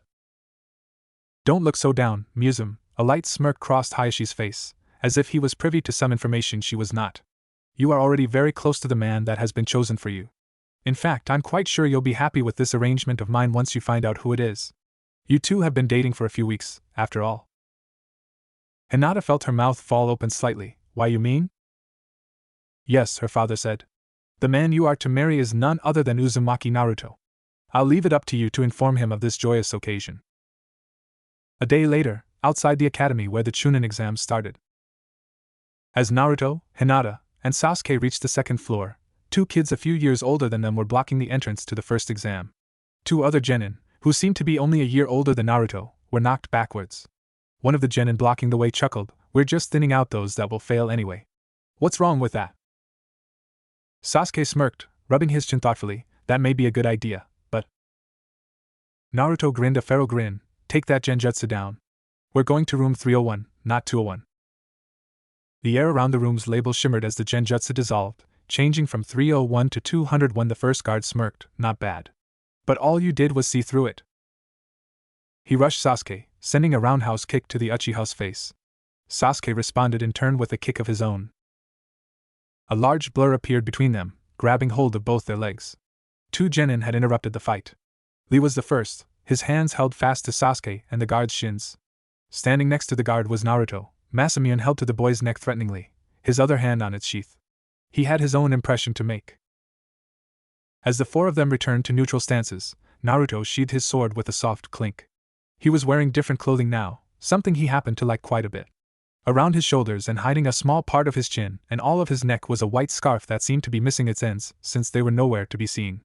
It all looked like one endless object that just continued around in a circle. A hoodless zip-up cloth jacket, light and comfortable in the hottest of weather, covered his torso. The sleeves were a light gray, contrasting to the white of the scarf and the black of the rest of the jacket. Two small white strips of cloth that went down either side of the zipper stood out in the pitch darkness. The kanji, sure, for death, was stitched in white silk on the upper left side of the jacket's front. A thin white sash that most samurai wore, identified as a dogi obi, was tied around his waist, holding his sword. He'd brought Masamune along, since he was unsure of how well this new technique Skeith had given him worked. It could only add to the mesmerizing look generated by the contrast of colors in his clothing. Black cargo pants, nearly identical to Gaara's, protected his legs. The only things that were different were the bandages that started nearly 2/3 of the way down his shins. They were black instead of white. 3 kunai pouches were attached to his obi in the back, carefully arranged so as to not interfere with his sword. His sandals, like always, were black. "I want to fight you, Sasuke-san." Lee stood in his ready pose, looking much like a miniature clone of Mato guy with the green spandex he wore. Naruto thanked God and whoever else lived in the heavens that the spandex wasn't as tight in certain key spots. He could go his entire life without seeing something like that, and he expected, judging by how sick-looking her face was, that Hinata could too. To prove that a genius of hard work, like myself, can beat a clan prodigy like you. A fire seemed to blaze in Lee's onyx eyes, his face set in determination. This was the kind of thing he lived for, Naruto knew, and he wouldn't give up. Wait a minute! Everyone looked to Hinata, who had thrown her arms out to stop the oncoming battle. We don't have tea time to do something like that. The Chunin exam will be starting any minute now. Lee looked over to the clock and nodded grimly. It appears that Hinata-sama is correct. But we shall fight someday, Sasuke-san. And I look forward to that day. In a blur, Lee was gone again, leaving Team 7 to stare at the space he had previously occupied. Sasuke shook his head. What a weirdo. He may be weird, Naruto told him. But he's one hell of a taijutsu expert. His sense of fashion could use a bit of training, though. "Ano Naruto-kun, Sasuke-kun," Hinata said, pointing towards the clock. We don't have time for this. We need to head to the Chunin exams." With haste born of necessity, the three of them leapt up the stairs, and onward to the Chunin selection exams. Naruto tensed as they walked through the large double doors, trying to calm his temper, as he realized they'd be meeting Kabuto very soon. He'd have to restrain himself pretty well to keep his cool around the traitor. The betrayal of the imposter genin had struck Naruto hard, but he wouldn't let himself get attached to the treacherous gray-haired Nin this time. No sooner had they walked through the double doors than a rabid blonde girl latched onto Sasuke's arm, rubbing her face against his biceps. Naruto would swear that it was impossible to run that fast. "Sasuke-kun. You're late, Sasuke-kun." Naruto suppressed a shudder as the girl hung off his cousin's shoulder, whispering in his ear. She had a ridiculous grin on her face that many found creepy, and Naruto had to shut his eyes. It's been a while, so I've been waiting in excitement. You guys are taking this exam thing too? Man, this is so troublesome. Naruto recognized the voice. It belonged to a true genius. Turning, he caught sight of Naruto Shikamaru's distinct, pineapple-shaped hair and the obese form of the Nara's best friend, Akimichi Chuji. Naruto grinned. Well, if it isn't the idiot trio. Well, Naruto turned again to find Kiba sauntering over, the miniature Akamaru on top his head. It seems that the entire Rookie 9 is here. I wonder how far we'll get, as Sasuke-kun? Haruno Sakura and Yamanaka Ino growled at the cocky boy, being rabid fangirls of Sasuke's. If the looks they gave him were any indication, he'd better shut up, or he'd be neutered in a very painful way. Naruto was sure of that, and Shino, the last member of Team 8, seemed to agree, if the way his eyebrows knit together was any indication. Kiba's gaze traveled over to Hinata, and he immediately brightened up. Hey, Hinata! Ditch that loser and come over here. Oh, Naruto thought frightfully, he has no idea what he just said. One of the few things that could make Hinata truly mad was someone saying something bad about Naruto. Kiba, unfortunately for him, had just made that mistake. Ano Kiba-san, Hinata started out softly. Naruto winced. That tone was deceiving. I mean no disrespect, but shut up. Looks like you're at the bottom of the food chain, dog boy. Naruto grinned. Hey, you guys. You should be quieter. Naruto had to squash his anger down with an iron fist to keep himself in check as Kabuto the traitor walked up behind them. Naruto did his best to ignore the silver-haired boy, even going so far as to grind his teeth subtly to distract himself. He didn't like the boy, no matter how kind he acted. And his Nin info cards were very dangerous. If they found out certain details. Do you have information on Uzumaki Naruto of the Hidden Leaf? Naruto's eyes snapped onto Hyuga Niji, Hinata's cousin and the one who had asked the question. He felt his mouth drop open, his surprise overwhelming his sense of normal behavior. He had never expected Niji to ask that question, hadn't thought Niji would lower himself to doing such a thing. Naruto could only watch, too stunned to do anything, as Kabuto channeled chakra to his hand and swiped a card from the top of the deck. With flourish, he twisted it in his fingers and read its contents out loud. Uzumaki Naruto, he said, eyes sweeping back and forth. Age 12. His teammates are Uchiha Sasuke and Hyuga Hinata. His sensei is Hatake Kakashi, the copy ninja. Missions, 30 D rank and 1 C rank. His specialties are with fire and wind jutsu. Kabuto's eyes seemed to widen a bit. His ninjutsu, strength, speed, and stamina are off the charts. I don't think I've seen Jounin with stats this high. Niji frowned and left to the table he had been sitting at, rejoining his teammates Tenten and Lee. He seemed slightly less satisfied with the results than he had expected he would be, and sulked, trying to glare a hole in Naruto's skull. All tension aside, Naruto whirled around, his eyes focused on Kabuto again. It'd be best if you avoided certain villages. Oh? Kiba asked, arching an eyebrow.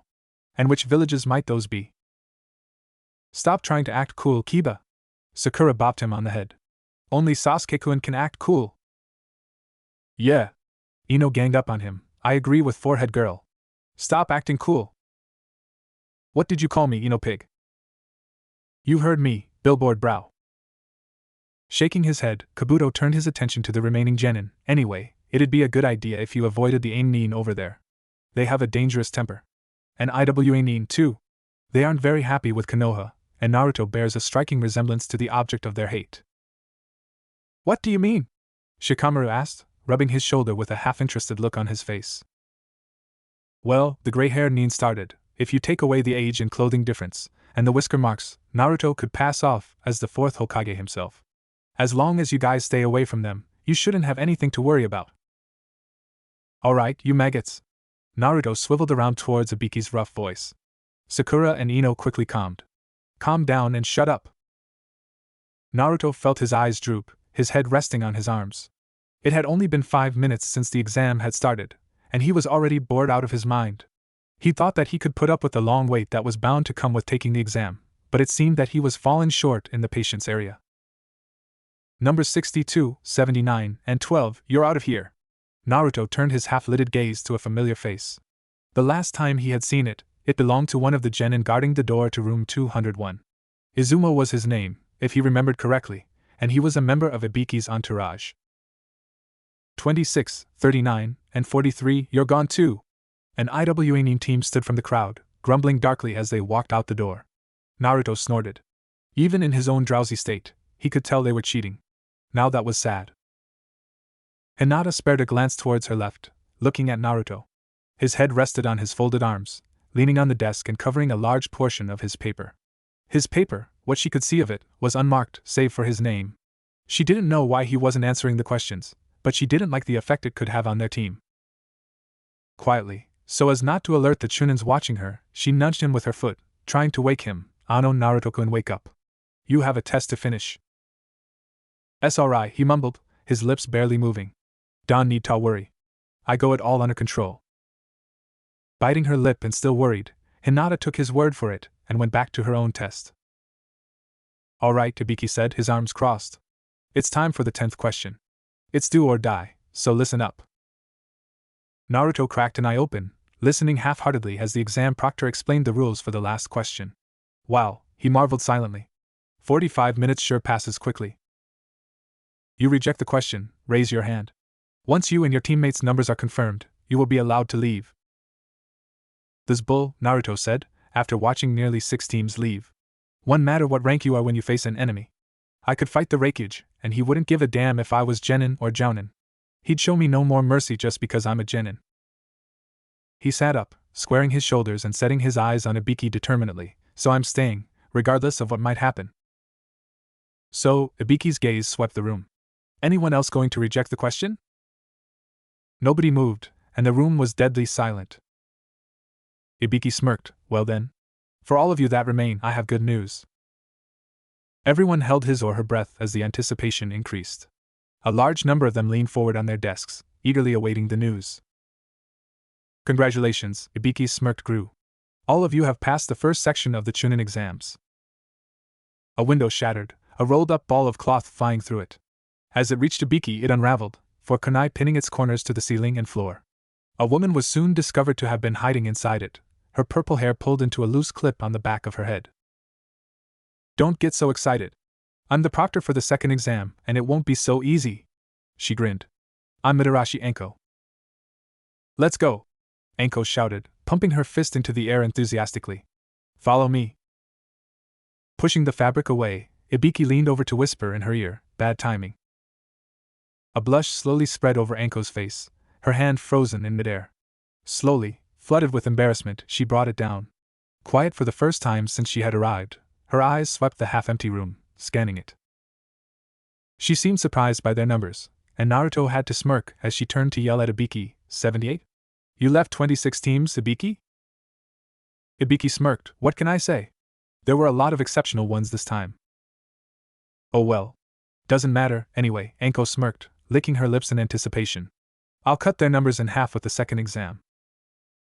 A few of the genin shivered in trepidation, worried slightly about her bold proclamation.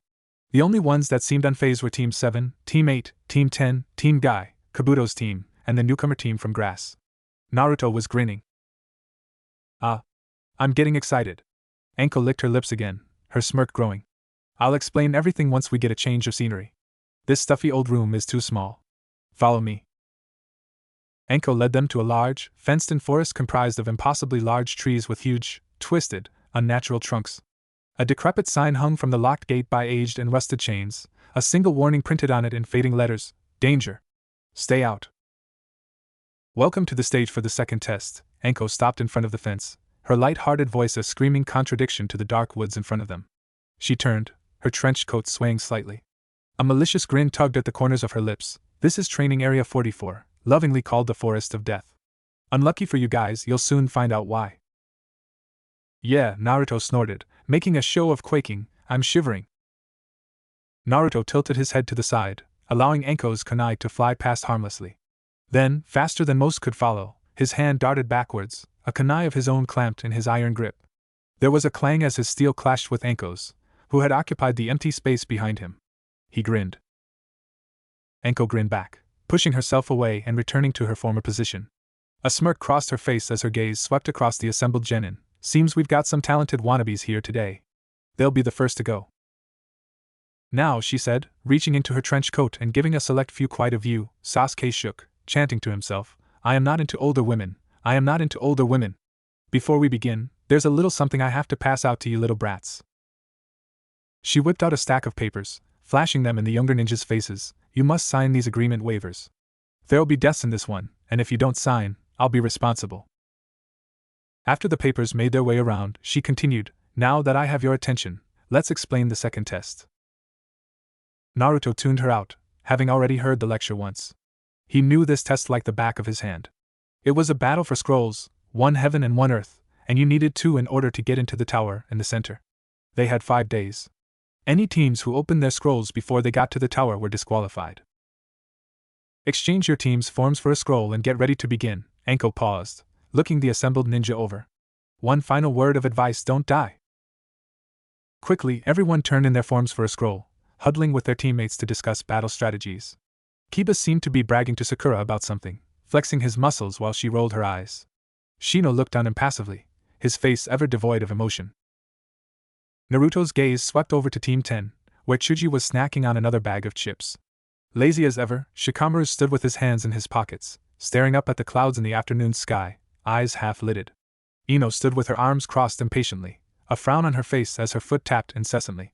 She was staring off into the distance somewhere, undoubtedly trying to distract herself from her abysmal teammates. A hand landed lightly on his shoulder, showering his nostrils with the smell of lavender. He turned, greeting Hinata's smiling face. Ano Naruto-kun, it's almost time to start. Get ready to start. Anko's voice floated in from the background. Follow an instructor and go to a gate. The exam begins in 30 minutes. Smiling, Naruto followed a silent instructor to a gate, his team tailing behind him. Sasuke was fidgeting excitedly and Hinata was walking confidently, but Naruto could practically feel the anxiety rolling off of her. She was nervous, and he had to admit, he was too. This was the turning point. If he could prevent Orochimaru from marking Sasuke, then he wouldn't have much trouble keeping everything in line. A shrill whistle blew, Anko's voice accompanying it. The second test of the Chunin exams now begins. In a collective blur of movement, the various teams leapt through the gates, most intent on finding a second scroll and making it to the center. There was one team, though, that was focused on something else. Orochimaru grinned wickedly. Naruto suddenly halted on the forest floor, his face twisted into a frown. Sasuke and Hinata landed next to him, shooting him worried looks. What is it, Naruto? Sasuke urged, anxiety in his obsidian gaze. Naruto frowned, deepened a little. I have to take a piss. Sasuke's right eyebrow twitched. He brought a swift fist down on his cousin's head, relishing the curse of pain he got in return. He shook his head, muttering, idiot. Naruto headed towards the nearest crop of trees, rubbing the back of his head. I'll be back in a minute. Don't worry. Don't get lost, Sasuke said, grinning. Naruto shot him a half glare over his shoulder. What are you? My mother? There was a pause as Naruto walked into the cluster of bushes, and silence fell. All was quiet, except for the zuzzup as Naruto pulled down his fly and prepared to water the tree. Then, all was quiet, save the distant sounds of animals. It was broken by Naruto's curse. Damn it! Why do I get all the freaky ones? Stupid pervert. There was a loud thud as a body flew from behind the tree Naruto was leaking on, the blob of cloth, flesh, and hair moving too fast to make out. It hit a tree not far off, leaving a human-shaped imprint in its wake. Whoever it was, he or she was definitely unconscious. Sasuke knew firsthand just how brutal Naruto's right hook was when he was angry, and almost pitied the poor bastard that had tried to sneak up on his cousin. Sound returned a second time as Naruto's zipper was pulled up again, and he walked out of the tree a few seconds later, mumbling about perverted aimnin and just what he'd like to do to them. Sasuke shivered as he caught the word castrate. Naruto walked up to the unconscious ninja and kicked him really hard in the ribs, grinning when he heard a barely audible crunch. He'd cracked the shinobi's ribs, so the poor boy would definitely be feeling it in the morning. If he had an ounce of pity for ninja of the Hidden Rain village, it was overshadowed by his anger. Naruto reached down and searched the older boy's kunai pouch for a scroll, grumbling when he found none. He hadn't really expected to find anything, but he'd been a bit hopeful. It would have made things so much easier for him. Right then, Naruto rubbed his hands together eagerly as he turned towards his friends, a grin threatening to split his face in half. We need a password. What kind of password? Sasuke questioned, arms folded in front of his chest. It has to be something only we would know. Something that's very unexpected. Hinata gave her input, brown knit, and chewing on her lower lip as she tried to find something that fit the criteria she had just set forth. I got it! Naruto snapped his fingers. The question will be, what is Naruto's secret weapon? How do we answer, Naruto-kun? It's simple, Naruto told them, nodding sagely. The answer is Kara no Sora, empty skies, alright? Sasuke and Hinata nodded. Good, he said, flashing them a grin. Now it's time to get. He was cut off as a gust of gale force wind swept the clearing, picking the teammates up and throwing them to random places. Sasuke and Hinata managed to stick together, only a few feet from the clearing they had been standing in, but Naruto, who was not so lucky, was flung into the foliage and out of sight. Sasuke and Hinata pulled themselves from the bushes they had landed in and moved to the center of the clearing, waiting for whatever had initiated the attack to appear. Ow! Naruto stumbled out from behind the trees, scratches on his face. You guys okay? Wait, Sasuke demanded, holding out a kunai. First, the password. What's Naruto's secret weapon? Naruto grinned, Kara no Sora. Am I right, Sasuke, Hinata? Naruto twisted to the side as the kunai that had been in Sasuke's hand whirled past him, coming dangerously close to his midsection. Whoa! You're wrong, Sasuke growled, a fierce glare set on his face. You're not Naruto because Naruto never fails to use the chan suffix when talking to Hinata. Show yourself, imposter! The imposter smirked in a way that Naruto never would, his cover blown. It was an evil smirk that held none of the mischief that Naruto's evil smirks held. The wretched smile that pulled at the imposter's lips was purely malicious, and held none of the friendly warmth that Naruto seemed to radiate. In a puff of smoke, the Naruto in front of them turned into a grass ninja with long black hair and weirdly shaped lips, a bamboo shade reminiscent of the ones belonging to Akatsuki placed on the person's head. Impressive that you knew, the imposter's voice was silky and smooth, a perfect blend of male and female. This will be more fun than I thought. Naruto knelt, groaning and moaning, where he had landed. He had forgotten how damn painful his adventure with the blast of air had been, and he was paying for it now. He stopped cussing for a second as a familiar smell drifted into his nostrils. Damn. Why can't I place that scent? Opening his eyes, he took notice of a large shadow on the ground in front of him, way too big to be his shadow. Shit! Naruto dove out of the way as the snake tried to take a bite out of him, and gaining a mouthful of dirt in the process. Shaking the rocky material from its dripping fangs, the snake soon turned, redirecting its attention on him, hissing angrily. Naruto stood, yanking his sword from his sheath. Masamune's blade sang as it came free, gleaming in the sparse sunlight that showered down between the massive tree limbs. The silver shine of the katana flashed as Naruto moved into a ready stance, knees bent. The snake reared back, preparing to strike a second time. Its head shot forth, ready to swallow the blonde whole, sword and all. But Naruto was ready and jumped up, over the creature's gaping maw and into the air. Naruto came straight down, tip of his blade poised to sink deep into the serpent's thick scales. He crashed into the beast, his sword diving past the beast's strong hide up to the handguard, nearly splitting its brain in half. Masamune was quickly pulled from its slimy confines and placed back in its sheath, clean, for the most part. Naruto sighed, and with a few half-hearted seals, the extra weight on his body was gone, leaving him at full strength. Without a second glance at the dead beast, Naruto took to the trees, towards his friend and his most precious person. The grass nin smirked at the genin in front of him. You want my earth scroll, yes?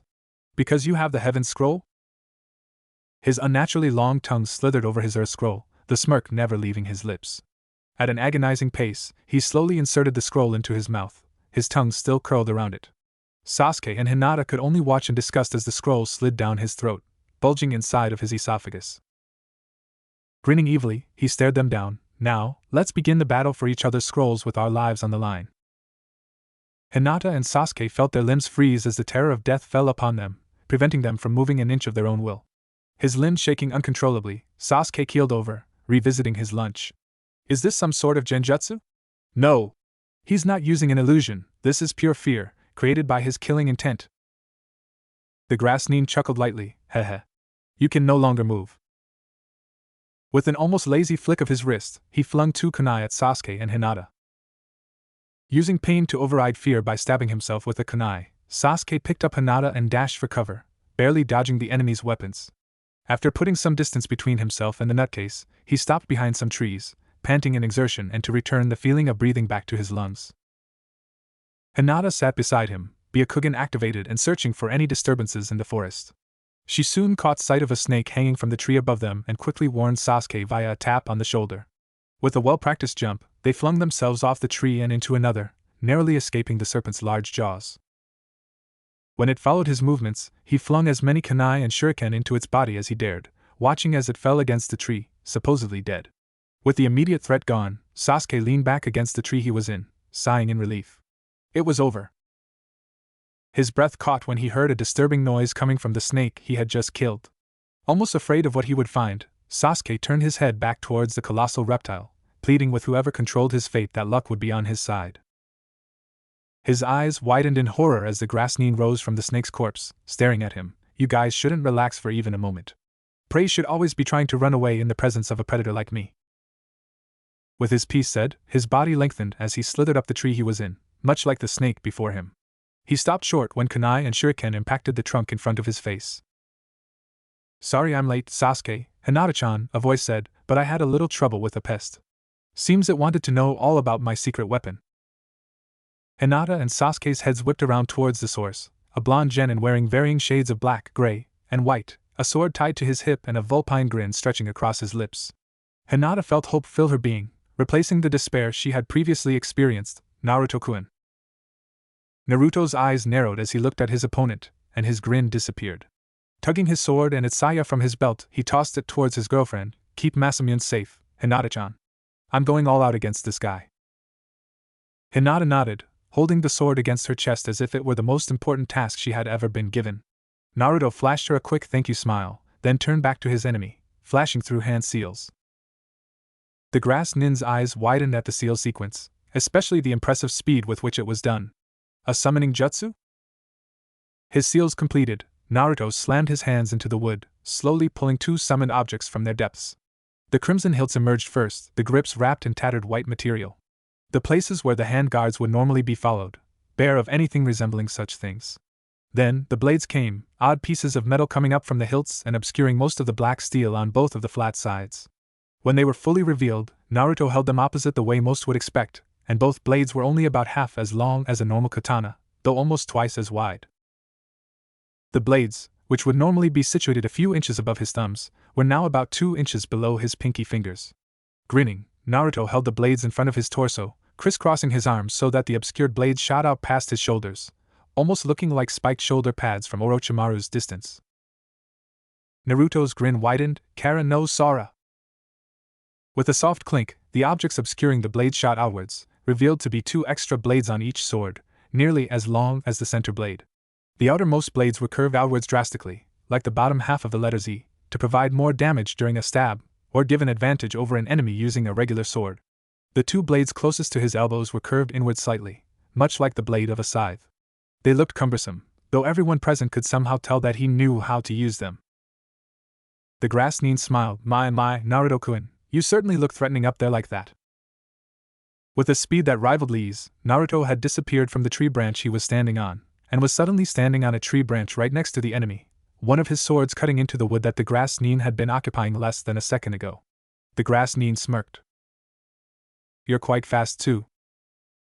With a soft tug, the Karen no Sora that had sunk into the tree was pulled free, as if it had never been stuck in the first place. It was swung again, the second blade following it, creating a long string of combos designed to kill anyone, no matter their strength or size. The grass nin hissed as a part of the clothing covering his shoulder was torn away, a shallow cut dragging itself across his pale skin. He sped up, careful to dodge each of the lightning-fast blows that were raining upon him. He wouldn't underestimate this boy again. A sudden kick to his midsection threw the grass nin against the tree. 2 clones immediately appeared and pinned him to the bark, preventing his escape in his stunned state. Katon, Karya Enden! A dragon of fire crashed into the grass nin, destroying the clones and drawing a cry of anguish from his lips. The skin of his face started to melt away, his clothes suffering a large amount of irreversible damage. The purple rope-like belt was beginning to disintegrate. Finally, it ended, and the grass nin was a little worse for wear. Naruto stared, not daring to believe he had defeated his most hated enemy so easily. And he was right to be cautious, for the man in front of him melted into mud. Cursing inventively, Naruto swiveled around, tightening his grip on Kara no Sora. He knew that his enemy would be hard to drive off, but with his experience he had expected to be able to pull such a thing off with just his blades. It was his biggest mistake, and it had probably cost him the opportunity to that he had needed. Heh, the voice was deeper now, but still silky and smooth. My, Naruto-kun. You are quite strong, aren't you? There was a soft sound and Naruto felt a familiar presence behind him. It's too bad that you'd never leave Konoha. There's so much I could do for this wonderful ability of yours. Naruto spun around, striking out with Karen no Sora in the process. Orochimaru dodged it easily, sending a hard kick to Naruto's stomach. Naruto went soaring into the charred wood that he had tried to fry his enemy on, then fell forward, seemingly unconscious. His blades disappeared in a puff of smoke. Orochimaru turned back towards his other two targets, inspecting them closely. For the first time, he noticed Hinata's pearly eyes. Ah. My. A Hyuga? He giggled evilly. What an opportunity this is. An effective test subject for a merge between Byakugan and Sharingan. Ooh. Sasuke-kun isn't the only one on this team worth taking. He seemed to think on something, then smirked. Yes. I believe a heaven seal would work quite well on you, little Hyuga. It is a shame, though, that I have to mar that perfect skin of yours. His hands moved upward, but Orochimaru froze in mid-seal as a malevolent chakra rose up behind him. He whirled around to find Naruto standing, eyes a gleaming red and an aura of chakra swirling around him. Cursing his forgetfulness, he reached into his kunai pouch, only to stop as the boy roared. Skeeth! Orochimaru had to shield his eyes from the intense glow as the chakra condensed around Naruto, forming a sort of humanoid figure. There was a shift as the condensed chakra grew, creating some shape of some sort. Orochimaru could only guess what was happening, closing his eyes tight so as to prevent blindness. Gulue. Orochimaru wondered what the hell had happened as the demonic energy that had stayed contained around the blonde boy suddenly exploded outward and all around, seeming to double in intensity and size. It weighed heavily on the evil man, and he felt the true terror of death, much like what he had inflicted on Hinata and Sasuke with his killing intent. Gawaha. The chakra suddenly doubled again, pressing down even more on the snake Sannin. His curiosity too great to ignore, Orochimaru opened his eyes as the flare of light settled. His jaw went slack and his arms fell to his sides, limp. Skeeth, imposing in pitch black, stood tall, its massive figure rivaling the Ichibi no Shikaku in terms of mass and pure size. Its 3 red eyes glowed as it glared down at its victim. With very little effort or pause, Skeeth pulled its arms back, preparing some sort of attack. Orochimaru's eyes widened as a long staff appeared in Skeeth's monstrous hands. A long, curved blade made of red chakra appeared at